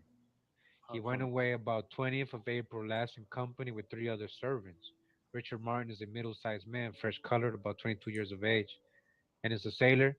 Had on a blue jacket. Richard Cable is middle-sized, young fellow, has several marks made of gunpowder on his arms, particularly on his breast, being the figures of a woman in cherry tree, and is a carpenter by trade. He wore a blue-gray coat with a large cape, a snuff-colored waistcoat, and buckskin breeches. Edward Ormsby is a small, thin fellow of a complexion, swarthy complexion, and is a tailor by trade. Has a hesitation of stammering in his speech, and being an Irishman. All right, he's an Irishman. I know people are like, well, how do you know he's a European? Well, he's an Irishman. His swarthy complexion had a good deal of brogue. They went away from Captain Island's landing on Potomac in a small boat, and are supposed to be gone towards the eastern shore of North Carolina. Whoever will secure the said bricklayers, so that he may be again shall have £5 reward beside what the law allows. All right, so they're like, please bring back my Irishman, my Irishman. Please bring back my Irish swarthy man. Irish swarthy man. Now, it says Virginia Gazette, Parks, Williamsburg, from August 10th to August 17th, 1739. 1739, right? It says, ran away the 8th of July last from the subscribers living in Westmoreland County, 4 servant men, with John McHugh, Francis Mann, Daniel Fitzpatrick, and John Freelove. John McHugh is an Irish man of middle stature. He's swarthy complexion. He's an Irish man. John McHugh, Irish swarthy man. Remember that. Irish John swarthy McHugh is an man. Irish man. He has on one of his arms a bleeding heart pricked in gunpowder. Irish and named swarthy them man. several other letters. All right. So then we get Francis Mann. Francis Mann is an Englishman. All right, so now we got an Englishman, right? Not just an Irishman. We got a Briton, right? An Englishman, a middle stature, and he's also swarthy Swarthy Englishman. short brown hair and yellowish See, black short brown hair. Speaks quick and but we know, you know what they were saying about the Europeans. A lot of them were coming here. There was a lot of the undesirables, a lot of the drunks, a lot of the peasants. Undesirables. You know, order of the bad. It was like, yo, let's just send them over there. Let's just come on, hurry up, man. Let's get that swarthy peasant out of here. Exactly. That's what they were doing by massive numbers.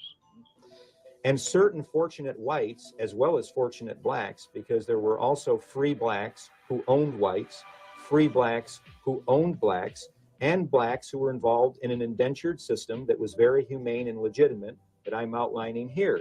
Now, how about this thing that there were free blacks that had white slaves? Oh, yes. The early 17th century experience in America was one of, you would say, Reagan capitalism really prevailed in the 17th century in America.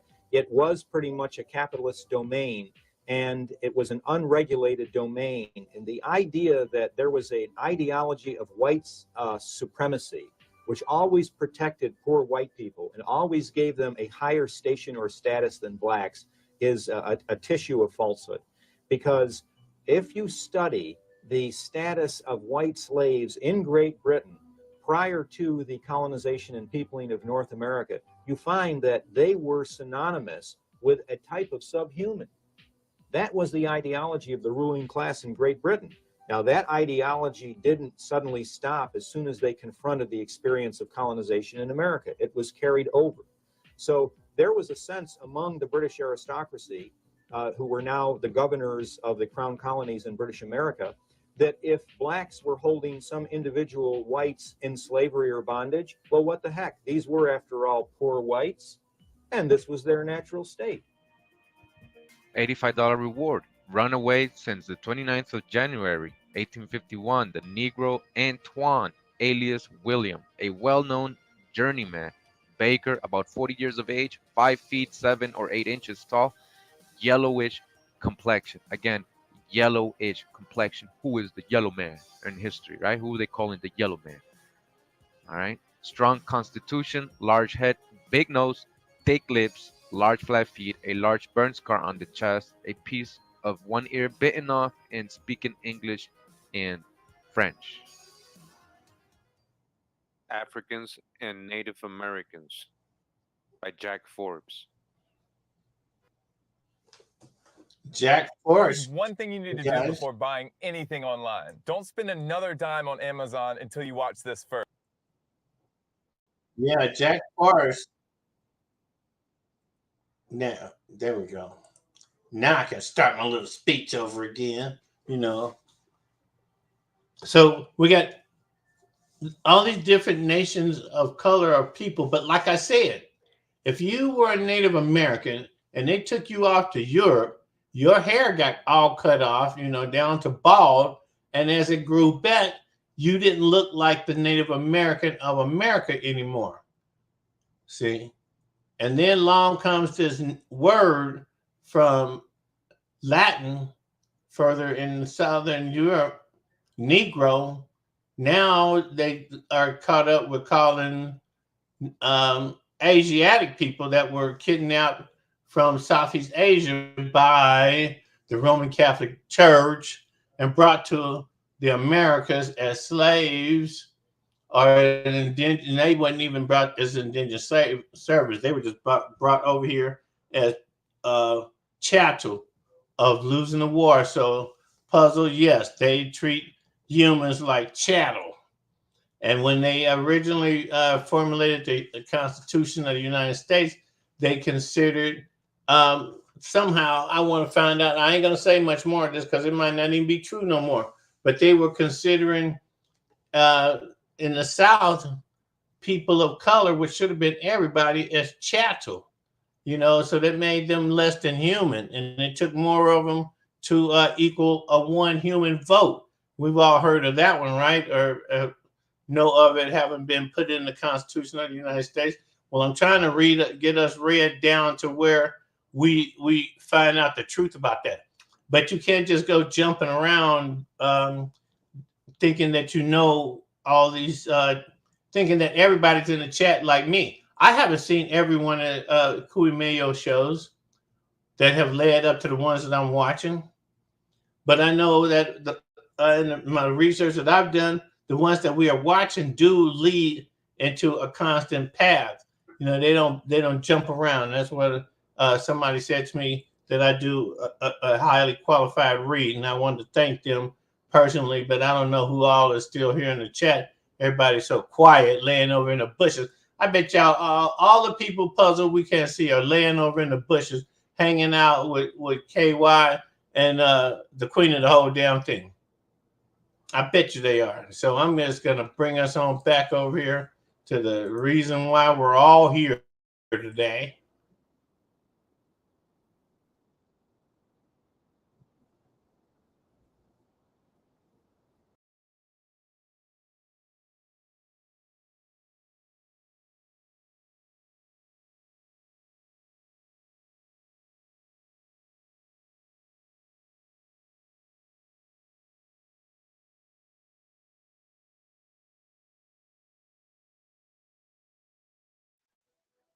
All right, and it has an article here. Just wanted to read, found it very interesting. It says Irish indentured servants in the colonies, and this is from J.D. Thomas. It says until the late 18th century, indentured servitude was very common in British North America. All right, again, repeated history here. It was often a way of poor Europeans to emigrate to the American colonies. They signed an indenture in return for a passage. After their indenture expired, the immigrants were free to work for themselves or another employer. In some cases, the indenture was made with a chips master who unsold the indenture to an employer in the colonies. All right, so then the chip master became like a in-between guy. He was making business out of it too, selling indenture servants. Most indenture servants worked as farm laborers. All right, farm laborers meaning hard labor in the tobacco fields, cotton fields too, sugar plantations. All right, we're not just talking about they're going to go do domestic work or crafts work, but they were also doing hard labor. Although some were apprenticed to craftsmen. All right, it says our 18th century newspaper collection includes the Pennsylvania Gazette and the South Carolina Gazette. Both newspapers carried many advertisements for the sale of indenture contracts and the recovery of runaway servants. All right, not just slave servants, indenture contracts. All right, so we're going to read some newspaper clips and you can verify these again from the Pennsylvania Gazette and the South Carolina Gazette in the years they specify. All right, now check this out. We're going to get into some interesting things here. All right, this is the main reason I wanted to show you guys this. So it says August 16th, 1750. A runaway on the 12th instant from Joseph Jackson of London Grove, Chester County, an Irish servant man named William Farrell of middle stature and brown complexion. Brown complexion. Who? An Irish servant. We're talking about an Irish servant. He's not white. He's not pale. He's brown complexion. Aren't you brown complexion? So is this a white person or a so-called Negro? Anything would be up to conjecture, but we have a description of him clearly stating and describing him as brown complexion. All right. Had on when he went away, stripped flannel jacket, a brown sailor's jacket, a pair of coarse trousers, stripped drawers, a felt hat, and checkered shirt. His hair cut off. Likewise, all right, so it's going to say that he also ran away with somebody else. So it says, likewise, ran away with the aforesaid servant, an Irish servant, another Irish servant named Thomas Collard, all right, belonging to Samuel Ramsey of Londonderry. Samuel Ramsey, so that was his servant, in the said county of a dark complexion. Of a dark complexion. So this Irish servant man, this other runaway, Thomas Collard, is of dark complexion. So his boy, Joseph, let me see, what's his name? William Farrell, who is brown complexion, ran away, right? With him, another English servant or Irish servant, sorry, and he's also of dark complexion. They're both colored people.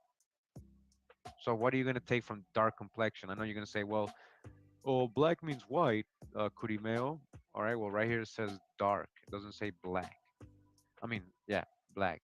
It says dark complexion. What is dark complexion? All right, this is an Irish servant. These are the Negro Irish is what I'm trying to explain to you. They were sending also Irish Negroes, so-called Negroes, dark people of color, Irish people of color, indigenous people from Ireland over here. They were sending them over here too, along with the white people. Dark complexion. This is from 1750. It says, and his pock marked, had on a green double-breasted jacket with clear buttons and red linen, black breeches, black wig. His other clothes not certainly known. Whoever takes up and secures the said servants, so that their masters may have them again, shall have £6 rewards for both, or £3 for either. All right, so you'll get paid by Joseph Jackson or Samuel Ramsey. Now, are these so-called Negroes? That's the other thing I want you guys to understand. We have to research all of that. Just just because we think in their owners, slave owners, don't mean they're white. Run away from the subscribers. The 15th of September. Two Irish indented servants, one named Maurice Cronny, about 5 feet 8 inches high, of fair complexion with his own hair, wore a white shirt, a sailor's blue jacket, Osnaburg trousers, and shoes without stockings. His ankles are very much swelled. The other named Jeremiah Harrington, about 5 feet 5 inches high, has fair hair, had on a brownish colored coat, Osnaburg jacket and trousers, white worked stockings and shoes. The conversation will convince any person that they are natives of Ireland. A reward of 20s, besides all reasonable expense, is offered for each to any person who will apprehend and bring them to Savannah. Joshua Von Peter Blyth. Survival of the fittest, my guy. You want respect in here? You gotta give.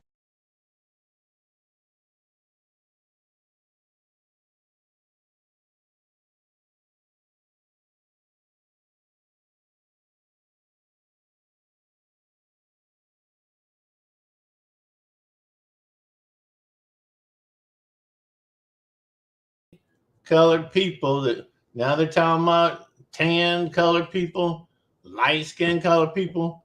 Guess what happens when some of them colored people, and I'm only saying colored because that's what the word they're using in the script, but dodge the hijack.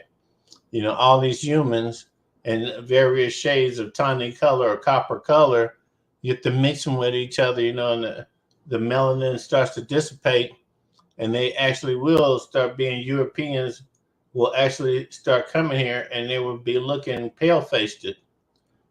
In reality, you know, there's going to be a lot different from what we've been taught so far. We were taught that that's what the Native American or the Indian called white people was, but we haven't gotten down to any white people yet. We still are, you know, some of them being classed as white, like I said, because they're European. So keep that in your mind. European swarthy people were considered to be white people. Okay, let's turn this off. Let's get back to work.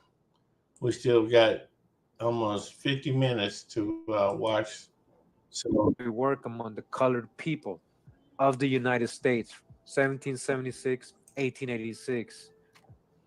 The source is records of the American there's my Catholic love. Historical There's my Society of happy birthday girl, Philadelphia, Jonah. June Hard 1924, at volume work in Hong 35. Kong for me. She loved me long Says time. here, from the article by T.F. Meehan referred to above, we learned that there were 970 Negroes living among 4,848 whites, dodged the hijack, but whites. Does that mean complexion? In New York in 1712. The year before, there had been a slave market on Wall Street. All right, how did Wall Street really start? And not only were Negroes sold there, but also Catholic Indians were sold into slavery They're by explaining the reason whole of their damn thing. color, which is swarty. Can I get a so swarty? So swarty. Catholic Indians who were very swarty. That's why they were being enslaved, because they were swarty. The New York Gazette even did an advertisement for one of these Catholic Indians. Says, ran away 18th August 1733, a Negro Catholic who speaks very good English. You see how they left the Indian out?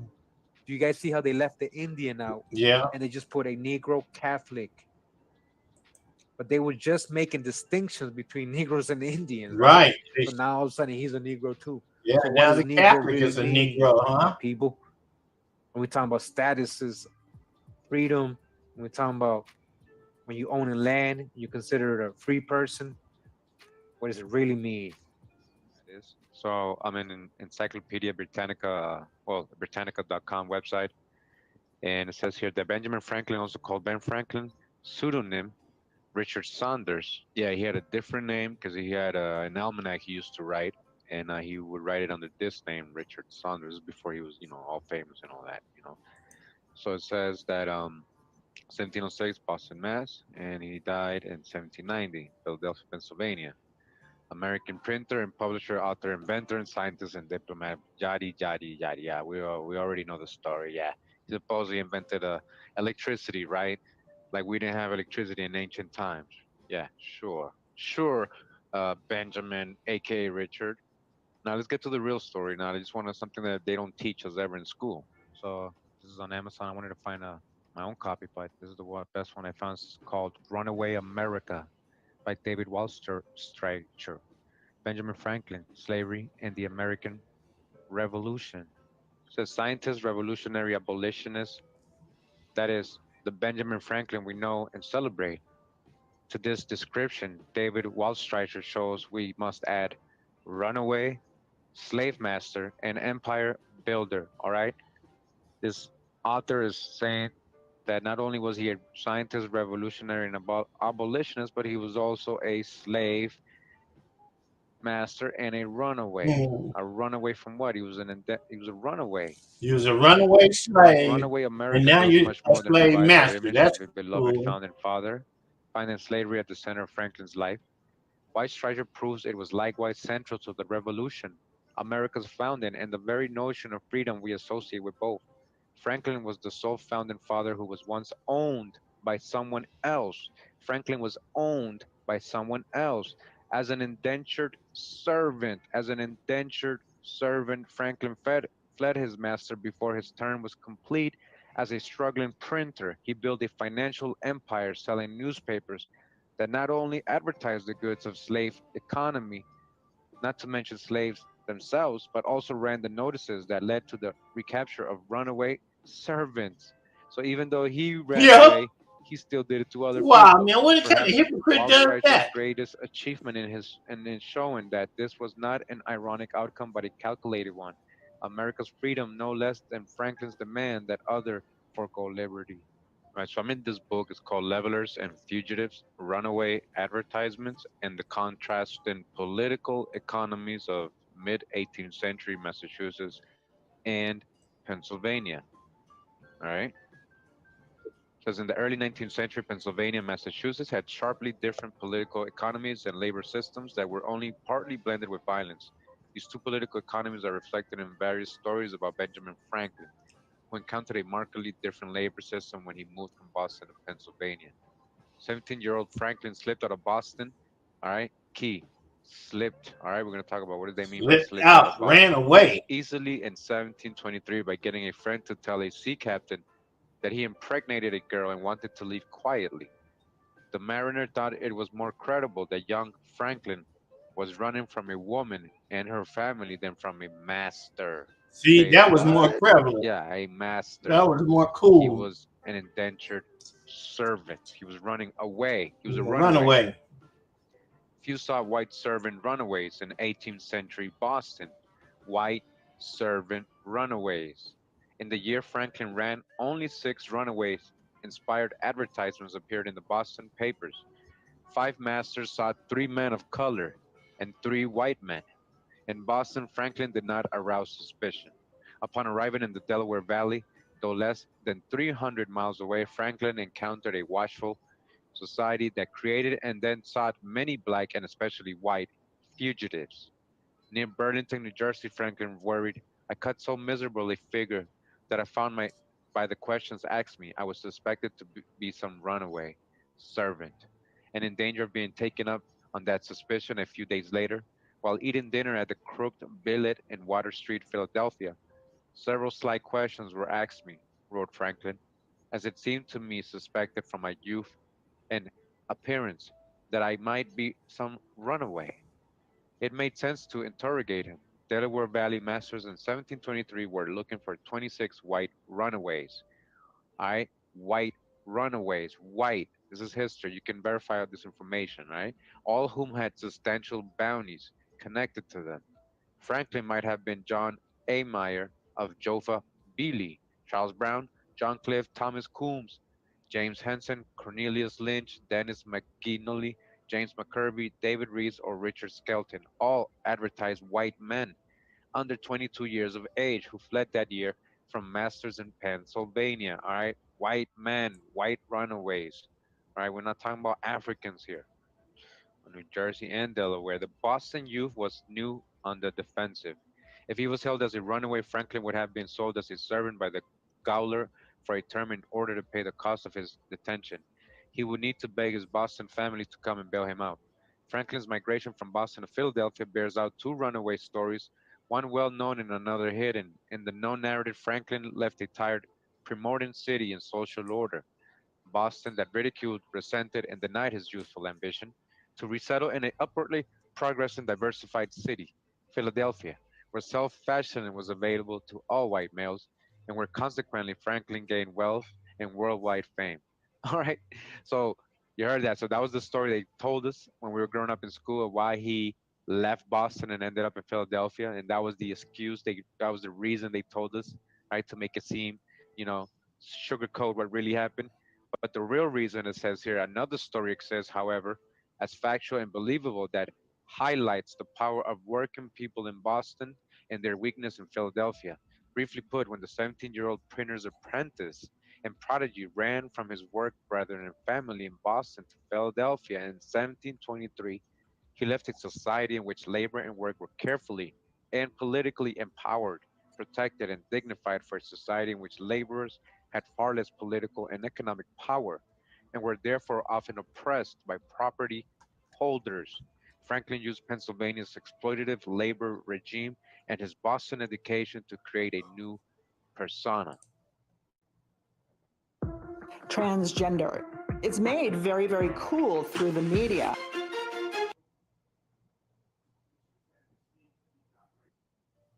$5 reward. Ran away from the subscriber on Tuesday. Last, a Negro fellow named Sam of a yellow complexion. So a Negro of a yellow complexion. About 5 feet 10 or 11 inches high and about 45 years of age. Africans and Native Americans by Jack Forbes. 1785. Ran away from Dewey County, one Joe. He is a dark mulatto. He has bushy head of hair and is of an Indian breed. Again, a dark mulatto who has bushy hair, is of the Indian breed, is an excellent sawyer, plays on the violin, changed his name to Peter Tony. British America. It says here by John McGregor Esquire in 2 volumes. Volume 2. It says here the descendants of the French settled in north side of the Bay de Chaleur are mostly Acadians, but from their intimate intercourse with Quebec, and the Canadians are a more intelligent people than the other Acadians, whom they, as well as the Canadians, denominate les savages. This appellation owing to some of the Acadians having in consequence of their ancestors marrying Indian women. Acadians, right? Who's the Acadians? Huguenots, Moors. Moors marrying Indian women, the indication of Mi'kmaq blood, apparent in their countenance. The Acadians have swarthy complexions. All right? The Acadians have what? Swarthy complexions. Kurimel, what you talking about? Swarthy. What does swarthy mean, Kurimel? Black. Black. Black complexion. complexion, Acadians not have black people. Black complexion. Black, swarthy, dark, swarthy, black. Swarthy, Moors dark are black, are skinned. swarthy, right? Dark skinned. Yeah, dark Swarthy. skinned. All right, let's go back. The Acadians have swarthy complexions, seldom fair hair, are generally well made, but the men are very rarely inclined to corpulency. The women are usually under the middle stature, with thick waists and ungainly figures. The features of their faces are, however, generally regular, with fine eyes and expressive countenances. Most Acadians were deported to various British American colonies. All right, where were they sent? Where many were put into forced labor or servitude. All right, there's actual sources for that. Were put into plantations. Acadians, did they ever tell you? So if Acadians are so-called pale-skinned people or white people, right? Right. French white people. They never told us there was white French people in the plantations with so-called African slaves working together and escaping and trying to head north to Canada. Then that's where we get myths, right? All these myths of what people are, but they're just myths. It says the myth and the beginnings of French colonization, colonialism in the Americas of the savage, the myth of the savages, and the beginning of French colonialism in the Americas. That's the book. While the policy of creating one race was doomed to failure in New France, as elsewhere, Amerindians and French were still distinct entities at the end of French regiment in 1760. Still, there was enough intermixing for a writer in South Carolina newspaper in 1742 to refer to the French as swarthy brethren of Amerindians. The French were what? Swarthy. They were black. The French were black brethren of Amerindians. Listen to this. Now, we know they just described the Indians as swarthy, right? So swarthy Indians and swarthy French people, right? So if they come together, what do you think is going to happen? Listen to what happens. Shortly afterward, in 1753, Abbe Maillard noted that intermixing had already proceeded, so for that, in his opinion, in 50 years, it would be impossible to distinguish Amerindian from French in Acadia. It's impossible. Why? How could it be impossible? When we understand and overstand now why. Because they're both Swarti. They're both Swarti. They may look the same. They might have similar features. They might be anciently related. What does it say here? Port Royal of Acadia. Upon their arrival at the ports where they were dumped off in Louisiana, they quickly assembled in small groups to attempt at recapturing their lives and regrouping their families. They were not wanted by the people among which they were deposited, and they were forbidden to form large groups. This forced them into small clusters, among which an information pipeline was formed to pass word along as to who was where and what was happening. This forced them into small clusters among which all an information pipeline was formed. This news highway soon became highly developed, with information being passed among the colonies and by ship sailors to other parts of the continent. It can be said with a high degree of reliability that from day of deposit on a strange shore, the Acadians continually attempted at regrouping and going back to the homeland they had been exiled from. They were trying to go back home, not because they were trying to go to freedom. They were trying to go back home. And listen to this, all right? Major drop. By spring of 1756, an underground highway leading north, perhaps the model of the Negro Underground Railroad during the American Civil War, had been established, with Acadians skirting the coastline of the Carolinas. Hold up, I gotta stop here. Maryland. Hold up. Okay, now finally we hear something about the what? Let's see, the Underground Railroad. Now let's see what this means about the Underground Railroad in truth, okay? It said by spring of 1756, an underground highway leading north, perhaps the model for the Negro Underground Railroad during the American Civil War. Did you hear that? For the American Civil War, Underground Railroad. And it said nothing about taking those slaves from Africa and taking them up north and getting them free.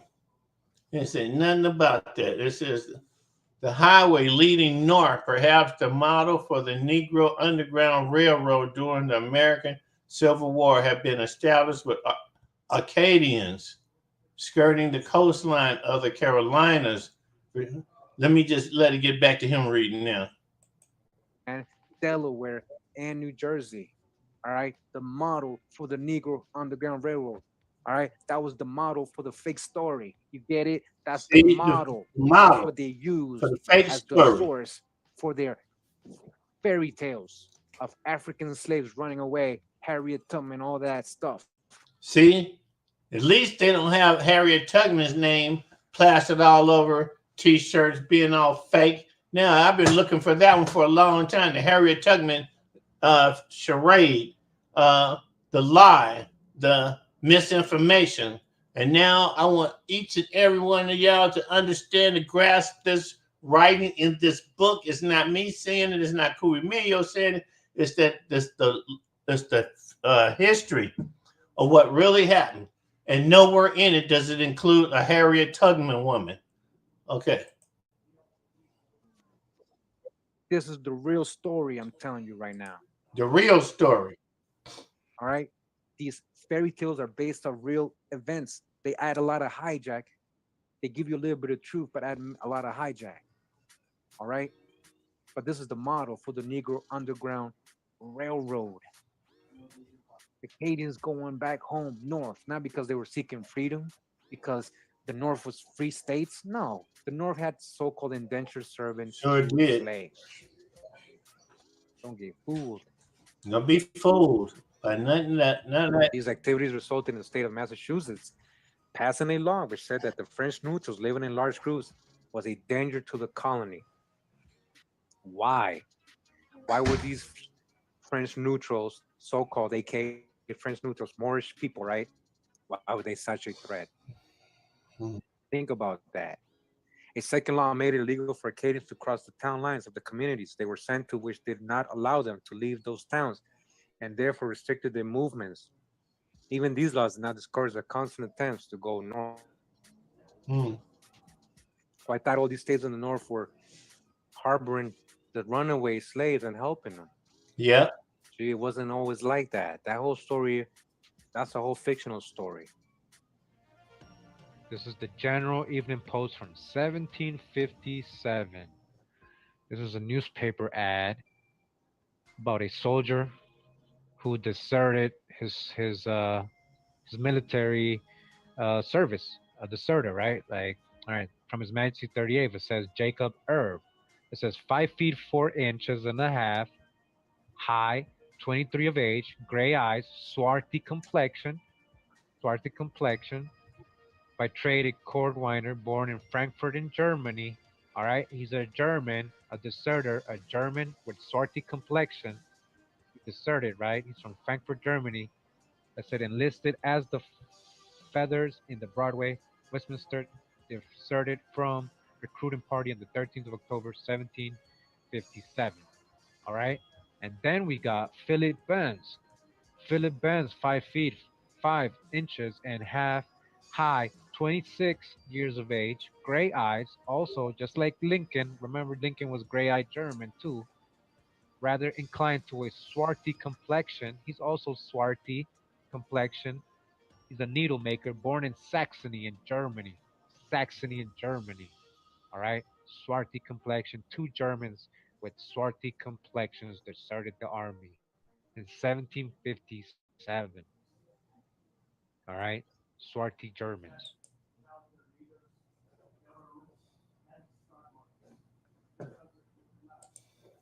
There's 600,000 houses across the country right now that are underwater So he or said behind on their payments. that you got all these people living and not having to be stuck anywhere. Man, that must be a rough and tough environment, that you live over here. You got to get away from over here because they're after you over there. And let me answer let me talk to some of y'all over here. Puzzle says an African man of a yellow complexion. What does that mean? Oh my God. Oh my God. That means that he was a part of an Aboriginal family that probably went from totally pale skin to totally super tawny color. But it also could mean being a part of the yellow people that was kidnapped and brought to the Americas and put on, not on the trains, but on the sugarcane lanes and in the islands, that could have made it. Or just, a number of different things could have happened there. Okay, savages. Then poor people wouldn't even defend themselves from fear. That's what puzzle. That's what made the whole thing possible. When invaders came from anywhere, like here, you're a peaceful tribe of farmers over here, and then these hunter gatherers that can't find no more food, they see you and they come and they eat you. And then somebody comes along and tells us that it's better to enslave you than eat you. So it's better to enslave you than eat you and make you grow crops so that they can eat, so that they don't eat you. See? That's how that whole thing goes. Even in our society today, the meek always are the ones that get devastated by the outward, the people that have the outward mobility to take everything away from you. They got weapons, they got strategy, they got desire to have what you have, and they take it from you. And they enslave you after they take it and make you bow down because you're afraid that this one guy over here will beat all 50 y'all down, and none of y'all want to step up and take that chance.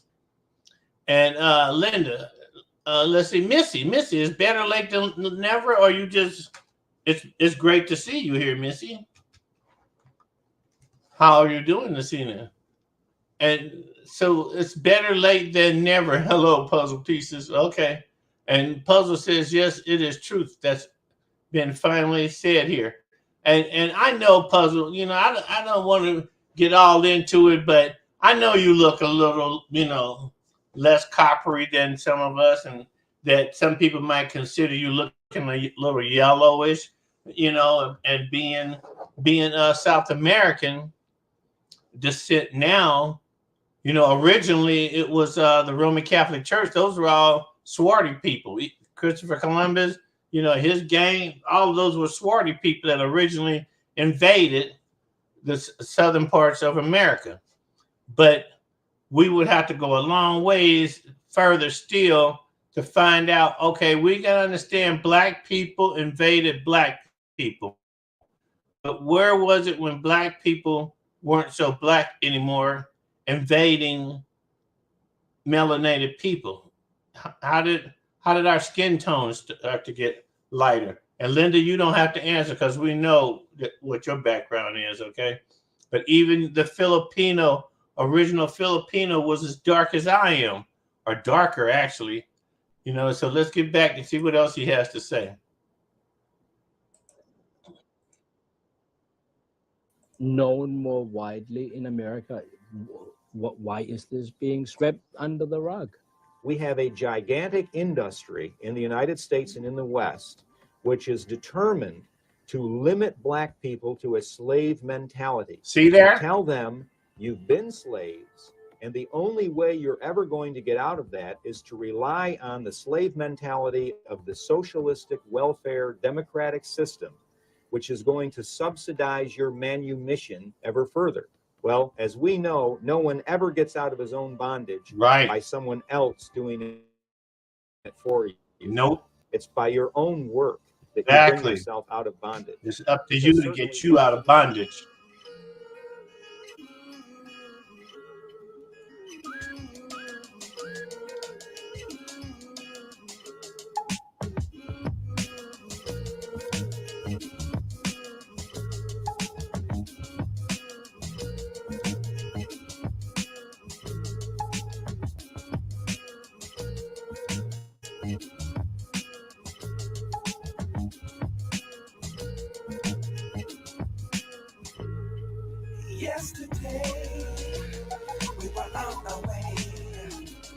And so that I wanted to keep it light tonight, but as you can see, we went and uncovered some milestones anyway. We've been knowing a lot of things, but it takes more of us saying and speaking the same way that I do to make anything good happen out of any of us. Does that make sense? It's going to take a lot more of us, to make a difference. We need all the shades to step up and be a part to make a difference.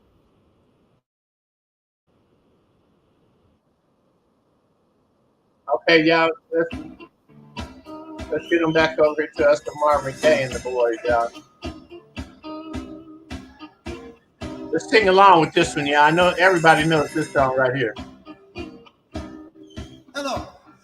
Hello. Yeah. This is Frankie. What's happening? Yeah, all right, man. What's really going on? Like what? How funky? Going down. How funky? Yeah, man, how funky is it going down, man? Huh? Yeah. Really? You sure? Well, Butch was telling me that it was okay. Everything was cool. What'd you say? It's true. It's true. You sure it's funky? You sure it's really going down? Oh, man. All right, then. All right. Listen up. Listen in. Go. Check it out. I guess she don't love me no more. Look here. I gotta go now. I got to go. I'll talk to you later, all right? Yeah. Don't hang up. Don't hang up, Frankie. All right, y'all. This is live. This is live. This ain't, pre-recorded, so we'll have to hit it hard, y'all.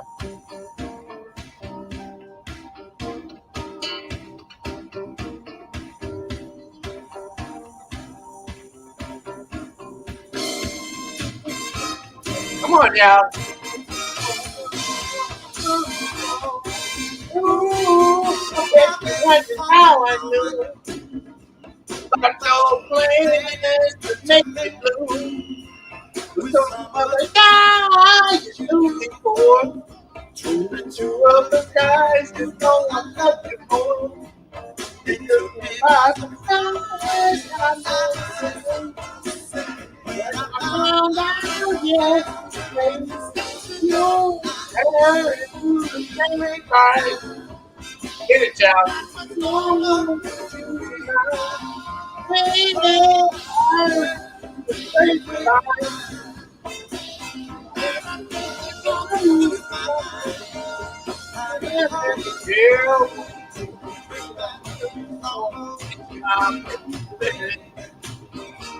Ooh, I'm supposed to cry, but the tears are can't help inside.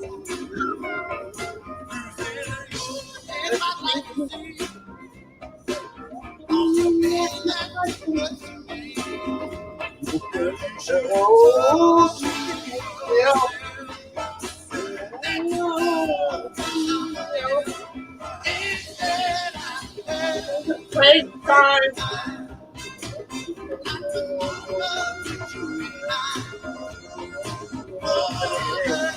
Great.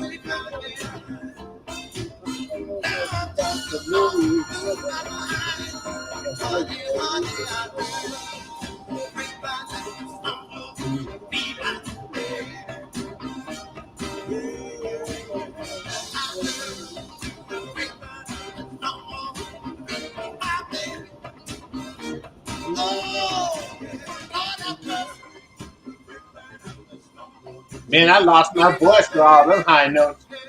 I used to thrive off of that song, but I could hit those notes. Man, where'd everybody go? Party ain't over. Get on back up in here where I can see y'all. Bring me a beer. No, I'm kidding. I ain't had a beer in a long time, but man, I swear, tomorrow night's birthday party show, I'm gonna have me a bottle of Hennessy and some Rockstar and some birthday cake. That ain't gonna be enough sugar for my liver. There's nothing in, right?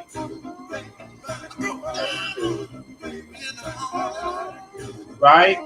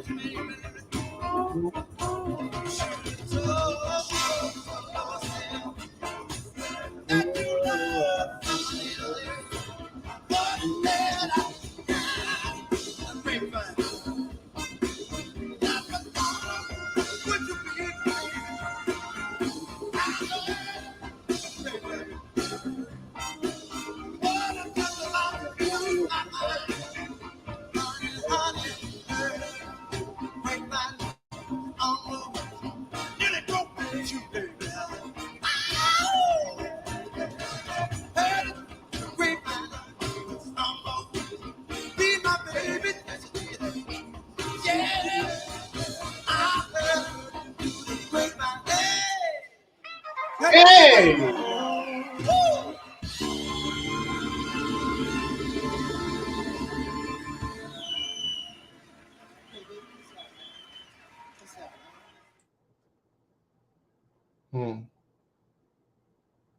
I chose Wix for my business because of its massive scope for functionality and freedom of creation.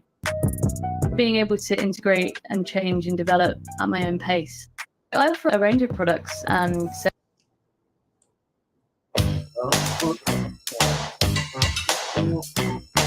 Here we go with another one, y'all.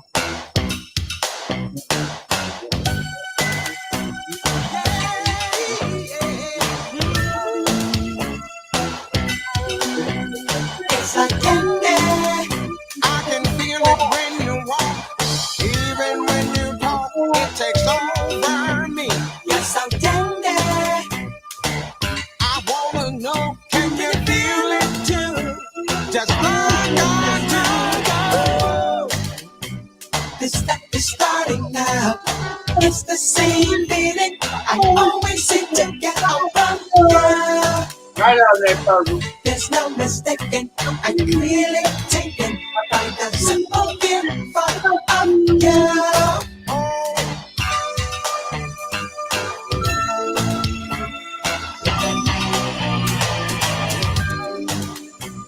This stuff is starting now. This stuff is starting now. This stuff is starting now. My eyes roll in my head. I toss and turn in my bed. In the morning when I think of you. Yes, I do. Simply put, you're the reason why. Even though I'm real shy, I can't play too much of it more. I can't play no more of that sound right there because I just remembered it. I think that's what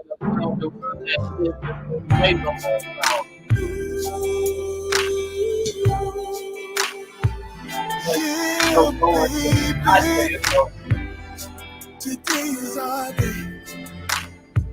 Listen, heaven's looking down on us from above. Looking down, looking down. You can tell from the look in our eyes. This love must be real love, yeah. The moments I shared with you led up to this day, this special day, girl. On earth, there's no other that can please me in your way, girl. Today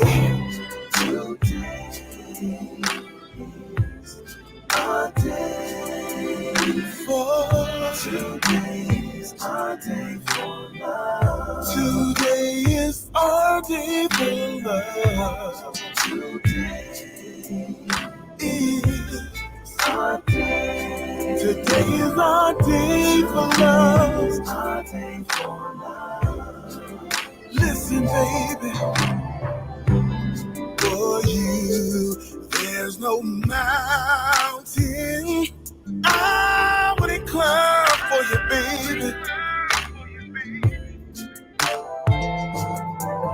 With God first in our lives, our love will stand time after time. Our love will stand time after time, baby. I used to wonder if I truly deserve you. Yes, I did. Yes, I did. Without a doubt, I stand here before you to say I do, to say I do, baby.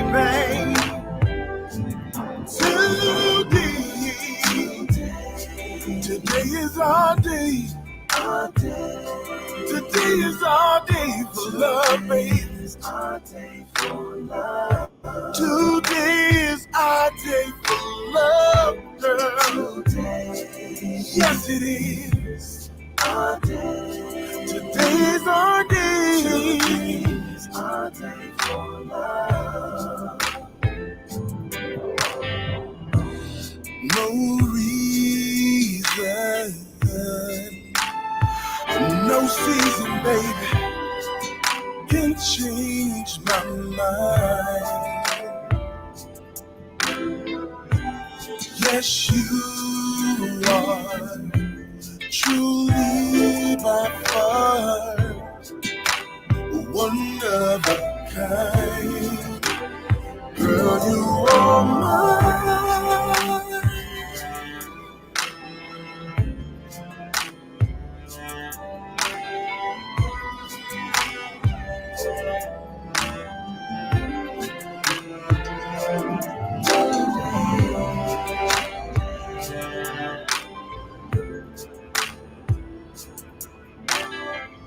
Today's our day for love.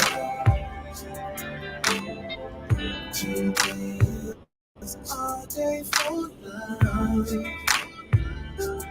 Today. I recall the first time that we first met. It was so very special, baby. Now here we are today. You see, today's our special day, oh baby. Today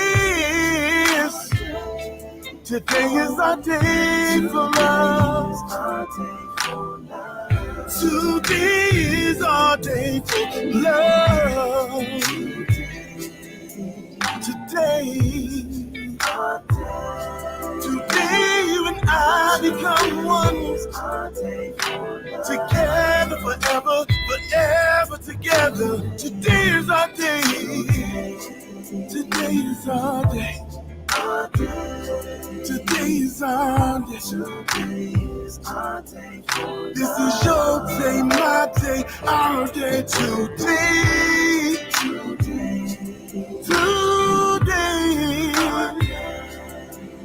Oh, girls. Yeah. Today's our day for.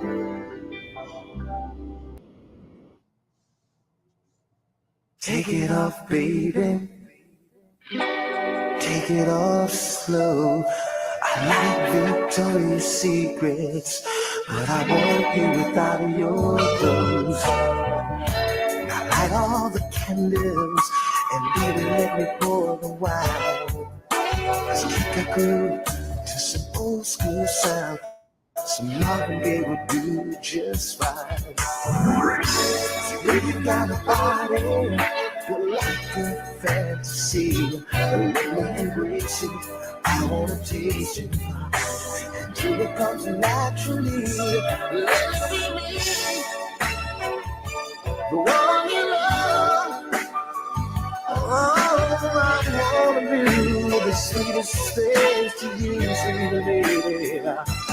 Let's be the one you love.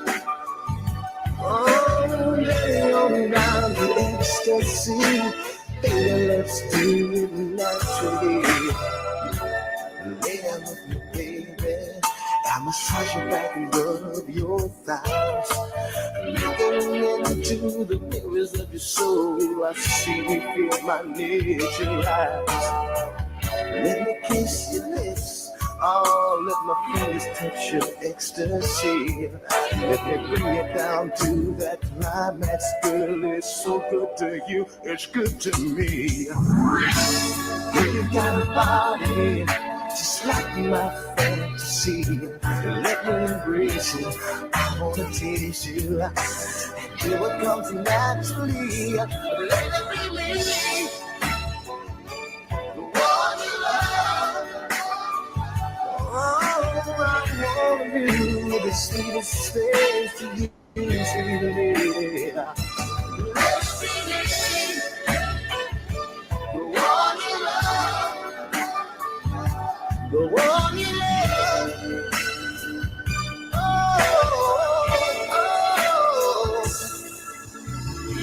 Oh, yeah, baby. Yes, you feel so good here in my arms. You and me between these satin sheets. My body all over your body.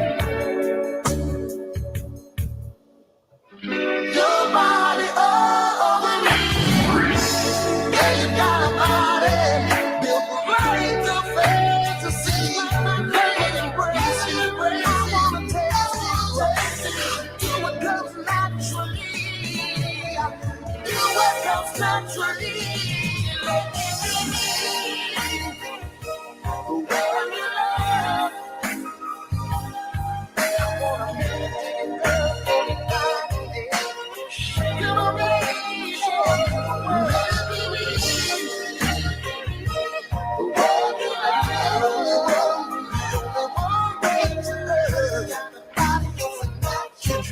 gonna make love to your girl until your grandma's let me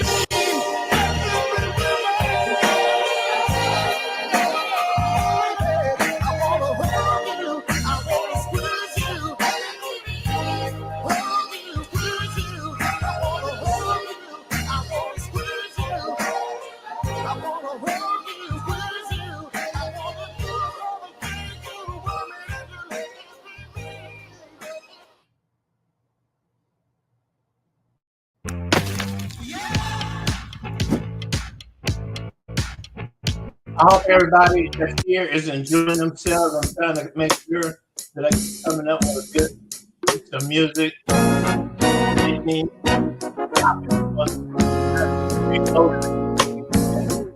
know what I'm saying? Let me.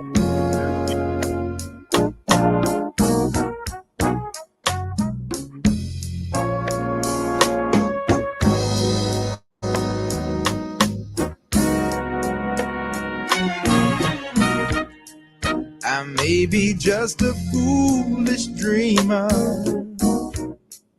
but I don't care. 'Cause I know my happiness is waiting out there somewhere. I'm searching for that silver lining, horizons that I've never seen. Oh, I'd like to take just a moment and dream my dream. Oh, dream my dream.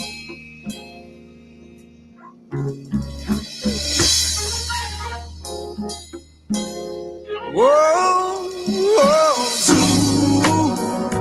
I'd like to fly far away from here, where my mind, oh Lord, is fresh and clear, and I find the love that I long to see, where everybody can be what they want to be.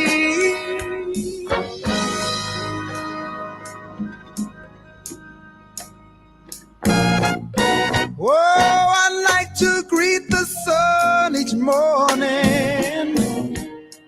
and walk amongst the stars at night. I'd like to know the taste of honey in my life, in my life. Well, I've shared so many pains, and I played so many games. Oh, but everyone finds the right way, somehow, somewhere, someday.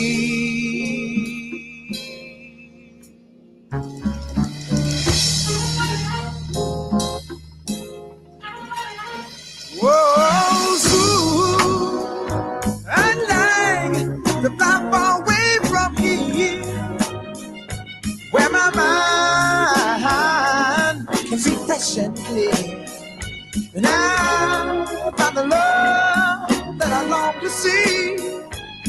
People can be what they want to be.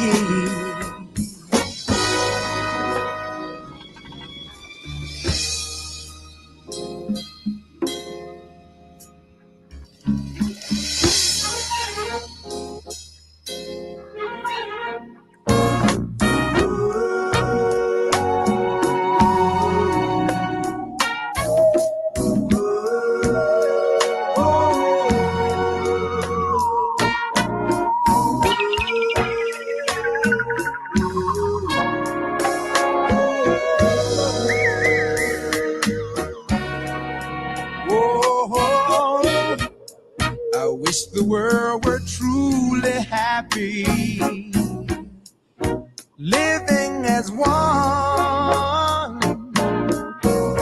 I wish the word they call freedom someday would come. Someday would come.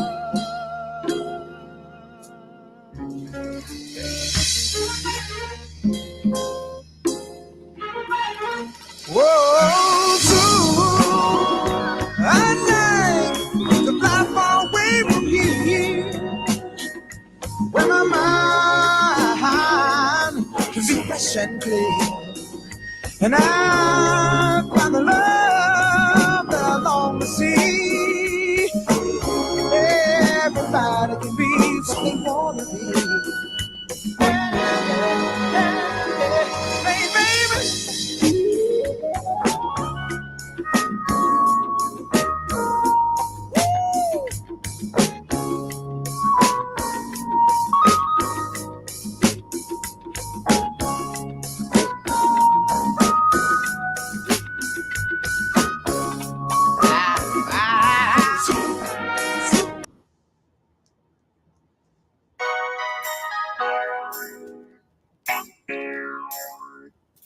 Guns on down, all the way down. Guns on down, all the way down. Put the guns on down. Ooh, put them guns on down, all the way down. Ooh, put them guns on down. Put the guns on down. Put them down. All the way down. All the way down. All the way down. It's just imagine if we didn't, but if we ain't had to pop the trunk and had to strap it up, if we ain't had to cock along, lift the safety up, but instead shot each other with just hella love, that would be hella dope. I mean, like hella clean. If I be a member of the Unite team, breaking barriers of gun violence, stand up and through these streets and show the world what Black Lives Matters really means. Now put your hands up and don't put them down. Put your fists in the air, stand tall and proud. From the North Bay to the East Bay, to the South Bay, down the new click-clack gang, spraying truth over crowd. It's in your blood, it's in your DNA. The rain over land, the rule all states. The brother let you come and breathe, nothing but great. We good with that part, we just gotta get straight. Be a ruler on the throne, young man, know your worth. It's a fight to be right. We were born under curse. You were chosen to protect us. Worst comes to worst, remember this is your world. You inherit this earth. Put the guns on down. Ooh, put them guns on down. All the way down. Ooh, put them guns on down. Put the guns on down. Put them down. Pick the mic up, go and put the pistols down. Make it figure with the futuristic goes of sound. So much violence in every single part of town. Here to bring you up when they try to break us down. Fallen soldiers die every single day. Goal is to watch our kids thrive, go and play. As I lay, I pray for some better days. Escape the pain from the evil and the busted ways. Happen now, nothing but a pure disgrace. Drag us through the mud just because we're black or race. Makes me sick, leaves me with a bitter taste. Police brutality treats us like garbage waste. Constant madness going against the grain. Trying to make a difference in the world to maintain. Trying to make a difference in the world to maintain. Trying to make a difference in the world to maintain. Please put the guns on. Please put the guns on. Please put the guns on. Guns on. Guns on down. Ooh, put them guns on down. Put them all the way down. Put them down. Put them down. Put them down.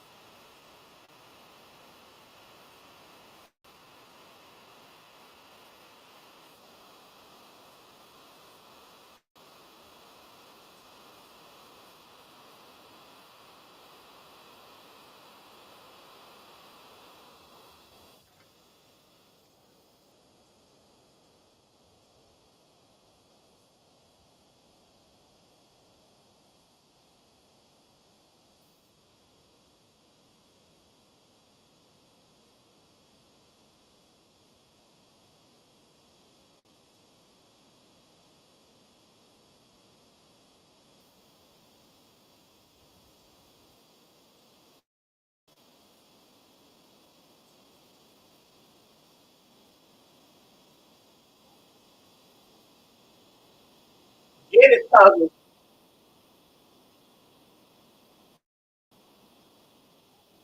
Oh, listen, you gonna help puzzle out now?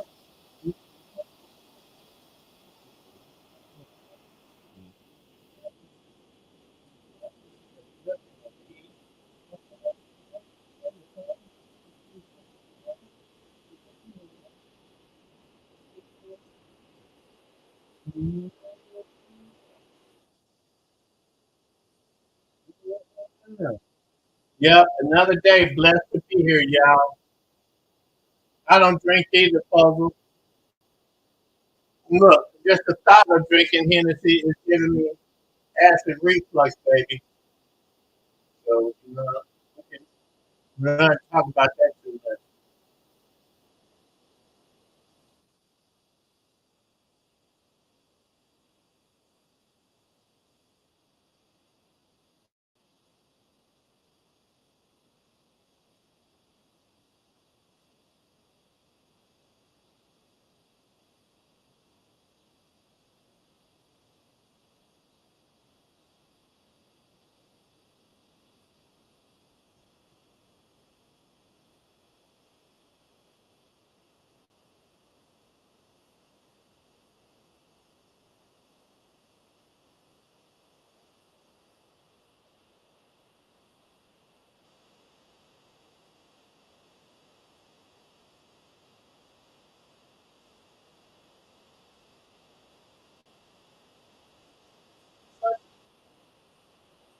Where you been?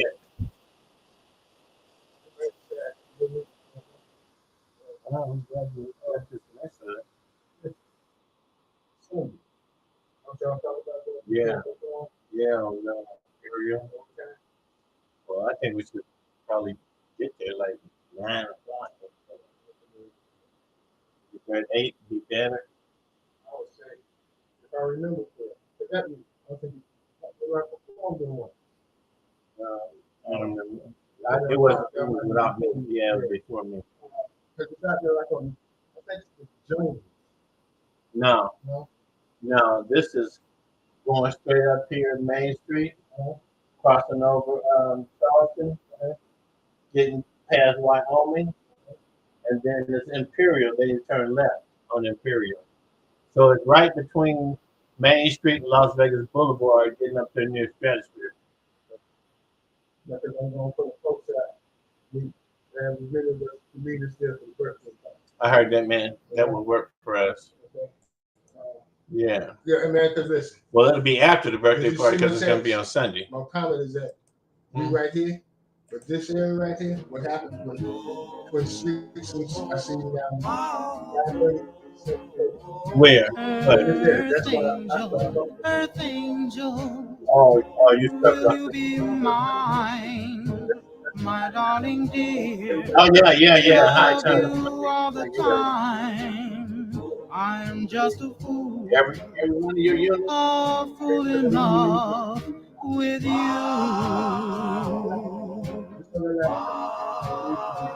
Earth angel, earth angel. The one you get. The one I adore. Love you forever. Yeah, and evermore. I'm just a fool in love with you.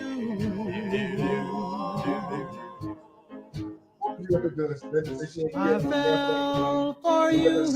Yeah, I was singing to him. Yeah, with my cracked voice. They know my ass. I hope and I pray that someday I'll be the vision of your happiness. Oh, earth angel, please be mine, my darling dear. Love you all the time. I'm just a fool in love with you.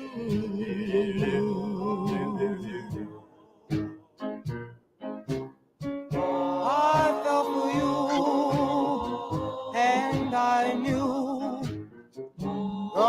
vision of your loveliness. I hope and pray that someday that I'll be the vision of your happiness. Oh, earth angel, please be mine, my darling dear. Love you all the time. I'm just a fool in love with you.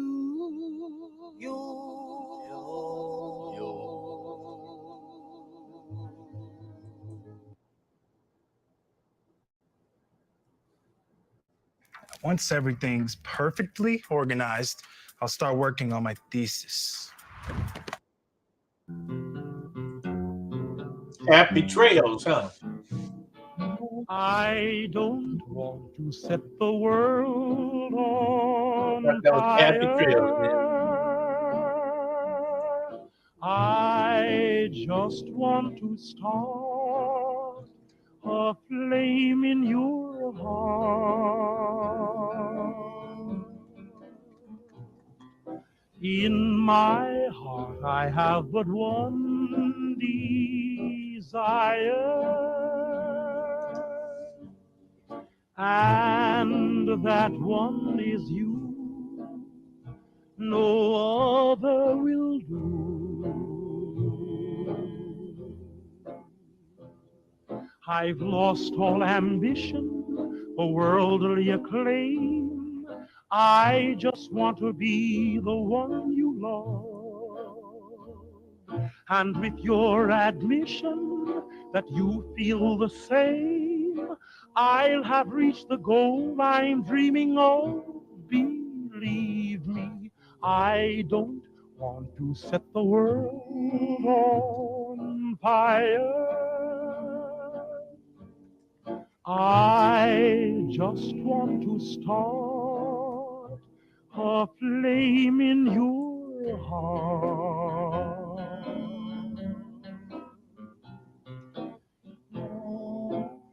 I don't want to set the world on fire, honey.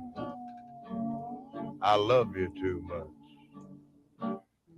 I just want to start a great big flame down in your heart. You see, way down inside of me, darling, I have only one desire. And that one desire is you. And I know nobody else ain't gonna do. I've lost all ambition or worldly acclaim. I just want to be the one you love. And with your admission that you feel the same, I'll have reached the goal I'm dreaming of. Believe me.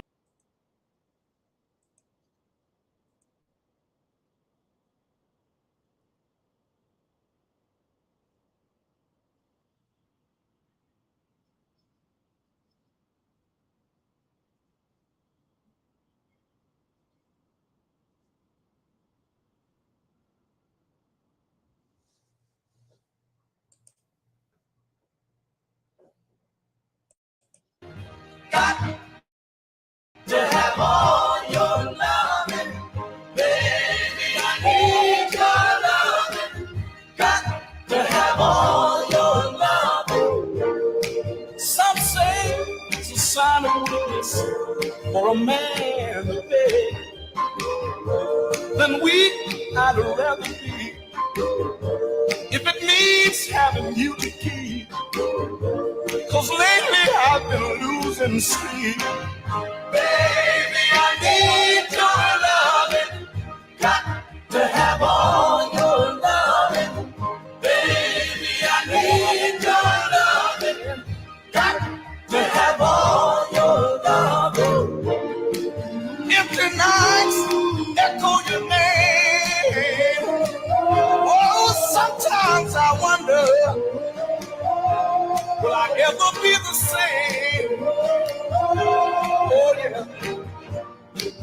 see me smiling, you know things have gotten worse. Any smile you might see has all been rehearsed. Darling, I can't go on without you. This emptiness won't let me live without you. This loneliness inside me, darling, makes me feel half alive. Baby, I need your loving, got to have all your loving. Baby, I need your loving, got to have all your loving. Baby, I need your loving, got to have all your loving. Baby, I need. Come on, Bishop. Yeah, yeah. Listen, let it go, let it go. My name Bishop Bullwinkle. I got the first church, nothing but the truth. What you say? Deacon Kyle, Deacon George, Deacon Clay. Open up the door and turn them loose. Come on. First, I want to thank God for the blood running warm in my veins. Yeah, I thank God for my life, health, and strength. I got a sound mind, a lot insane. I like this song right here, boy. I ain't gonna preach too long. I ain't gonna song right here is rolling. My sermon this morning. Hell to the no, no, no. Come on, come on. Hell no. To the no, no, no. Yeah, to the no. Hell to the no. To the no, no, no. Listen. Sister Anna, Sister Ruth, make sure that everybody get a seat. Come on, y'all. Sister Lily may go back in the kitchen, cause when I get through, I need to eat. I must fix me collard greens and cornbread rice, chicken breast, oxtails on the side. That's what I'm talking about. Deacon Underwood, get my business ready, cause when I get through, I need a ride. Come on. Dr. West, count the money, come back and tell us what you raised. We had to find another deal. I got some people there looking for some blessings. First, God got to get the praise. Come on, y'all. See, there's an old saying, when the praises go up, you get the blessing coming down. I got some people in the church, God Almighty, look at them, they're messing around. Come on, come on. Woo. Hell no. To the no, no, no. Yeah, to the no.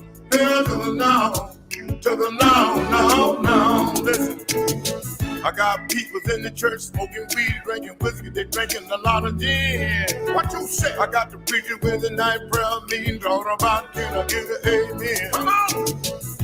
Early Sunday morning, about 10:15. Yeah! I got some people, they coming off the street, God Almighty, look at them, they strolling in. They need help. They land at the altar, they confess to sin, their sin. Come on, wait. Time to see them Monday morning, they doing the same thing again. Hypocrite, hypocrite. Hell no. Come on. To the no, no, no. Hell to the no. Hell to the no. To the no, no, no. Listen. Talk. Got kids dropping out of school, talking about they don't want to learn. Yet they're standing on the corner rolling blunts, talking about come on, let's burn. Y'all better get back to school. I got kids walking up and down the street, pants hanging down around their knees. What them pants talking about that they're looking for a job. When I see them get a book, I say please. Talk about. See all they ever talk about, brag about who got the biggest and the baddest guns. Trying to see the copper with the bubble top. They drop the gun, they wanna run. Put them guns down. Now the sheriff got them locked up. They're sitting in the county jail. It's a shame. I heard the mama, she was crying all night. She can't get no money for the bill. Come on. Now the man with the homework, cause they didn't put no money in the commissary. Your friend gone now. If they had you in the jail, brother, man, you would sure get it from the cemetery. Come on, wait. See, there's an old saying that a hard head make a soft behind. Yeah! Well, since you did the crime, don't do the time. Stop the baby crying. Come on, come on. Hell no. To the no, no, no. Yeah, to the no. Hell to the no. To the no, no, no. Listen. When people people talk about you, all you gotta do is let them talk much as they please. That's what they gonna do, y'all. Cause all you gotta do is get down on your knees. Tell the Lord about it. You tell God about it, and I guarantee you He will never leave you alone. Yeah. All you gotta do is tell the devil, hell no, won't you leave me alone? Devil leave. Devil leave. Hell no. Leave me alone. To the no, no, no. Come on, come on. Hell to the no. To the no, no, no. Come on. Hell no, no. To the no, no. To the no, no, no, no. To the no, no. To the no, no. Hell to the no, no. Hell to the no, no. No, no. Hell to the no. No, no, no, no. Here's one thing you need to do before you buy anything online. Don't spend another dime on Amazon until you watch this.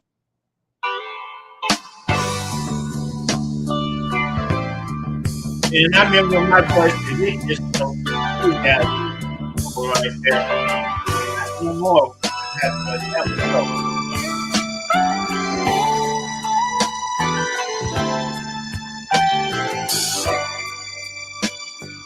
I do love you, but it's alright, alright.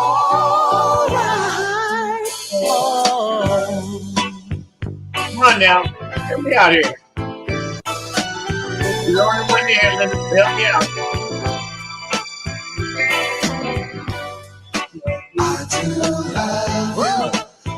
I love you so right now, my baby. Hey, yeah. Darling, I said I love you so right now. Never, never gonna let you go. No, no, no. Pretty little baby, I say I want you to try to understand that I want to be. I love you, I love you. Your loving man. All right, man. We'll run out of voice. I gotta tell you something tomorrow. I want to thank you for being the last person to feel this. You know what else is here. Why don't you listen to me? I'm begging you on bended knees. I do love you, my girl. I prayed that your love it would come to me someday because I love you so bad. Girl, it's about to drive me mad. Girl, say I do love you. I love you so right now. Pretty baby, pretty baby. I do love you. I love you so right now. Oh baby, I love you so, and I don't want you to go. No, no, no, no, no, no.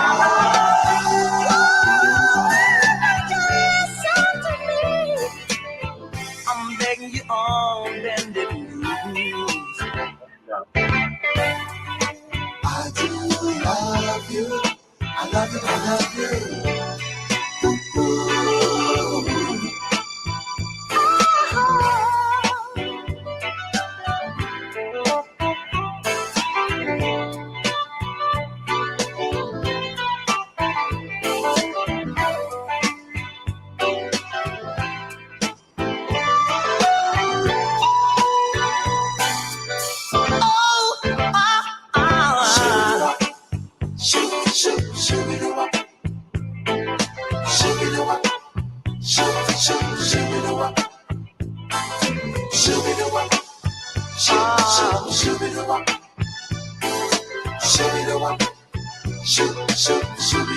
It's just an oldie but goodie.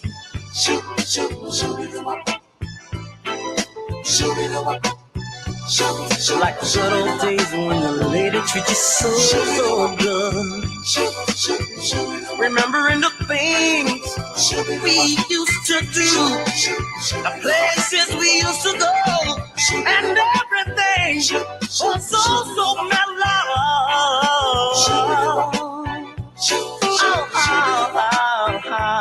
I love the soul right now. I love the soul right now. I love the soul right now. I love the soul right now. I love your soul. I love the soul right now. Okay. I love you. Well, so yeah, I'm out, y'all. And did all I could do. I think I did a really good thing tonight. Stop it. I'm gonna leave while I'm away. Tonight on the outside bridge, I'm not putting no more music up. You can listen to what's left on what's playing. You say you may be half Filipino, but when it comes to music, I am 100% Native American. You go and get it, girlfriend. I love your concept. Let me put some light on your name over here. Let me shed a little light on your name over here for being a full Filipino. I mean, half Filipino and half Native American. You know, either way it goes, you're doing just fine with me, because I'm only part Filipino and half Native American, 3/4 Native American, and a piece of Scottish, Irish, and Filipino. Okay. I don't know how they squeezed it all in there, but they did it. And I'm going to say good night to y'all. Good night. And be safe. I'll see y'all next time.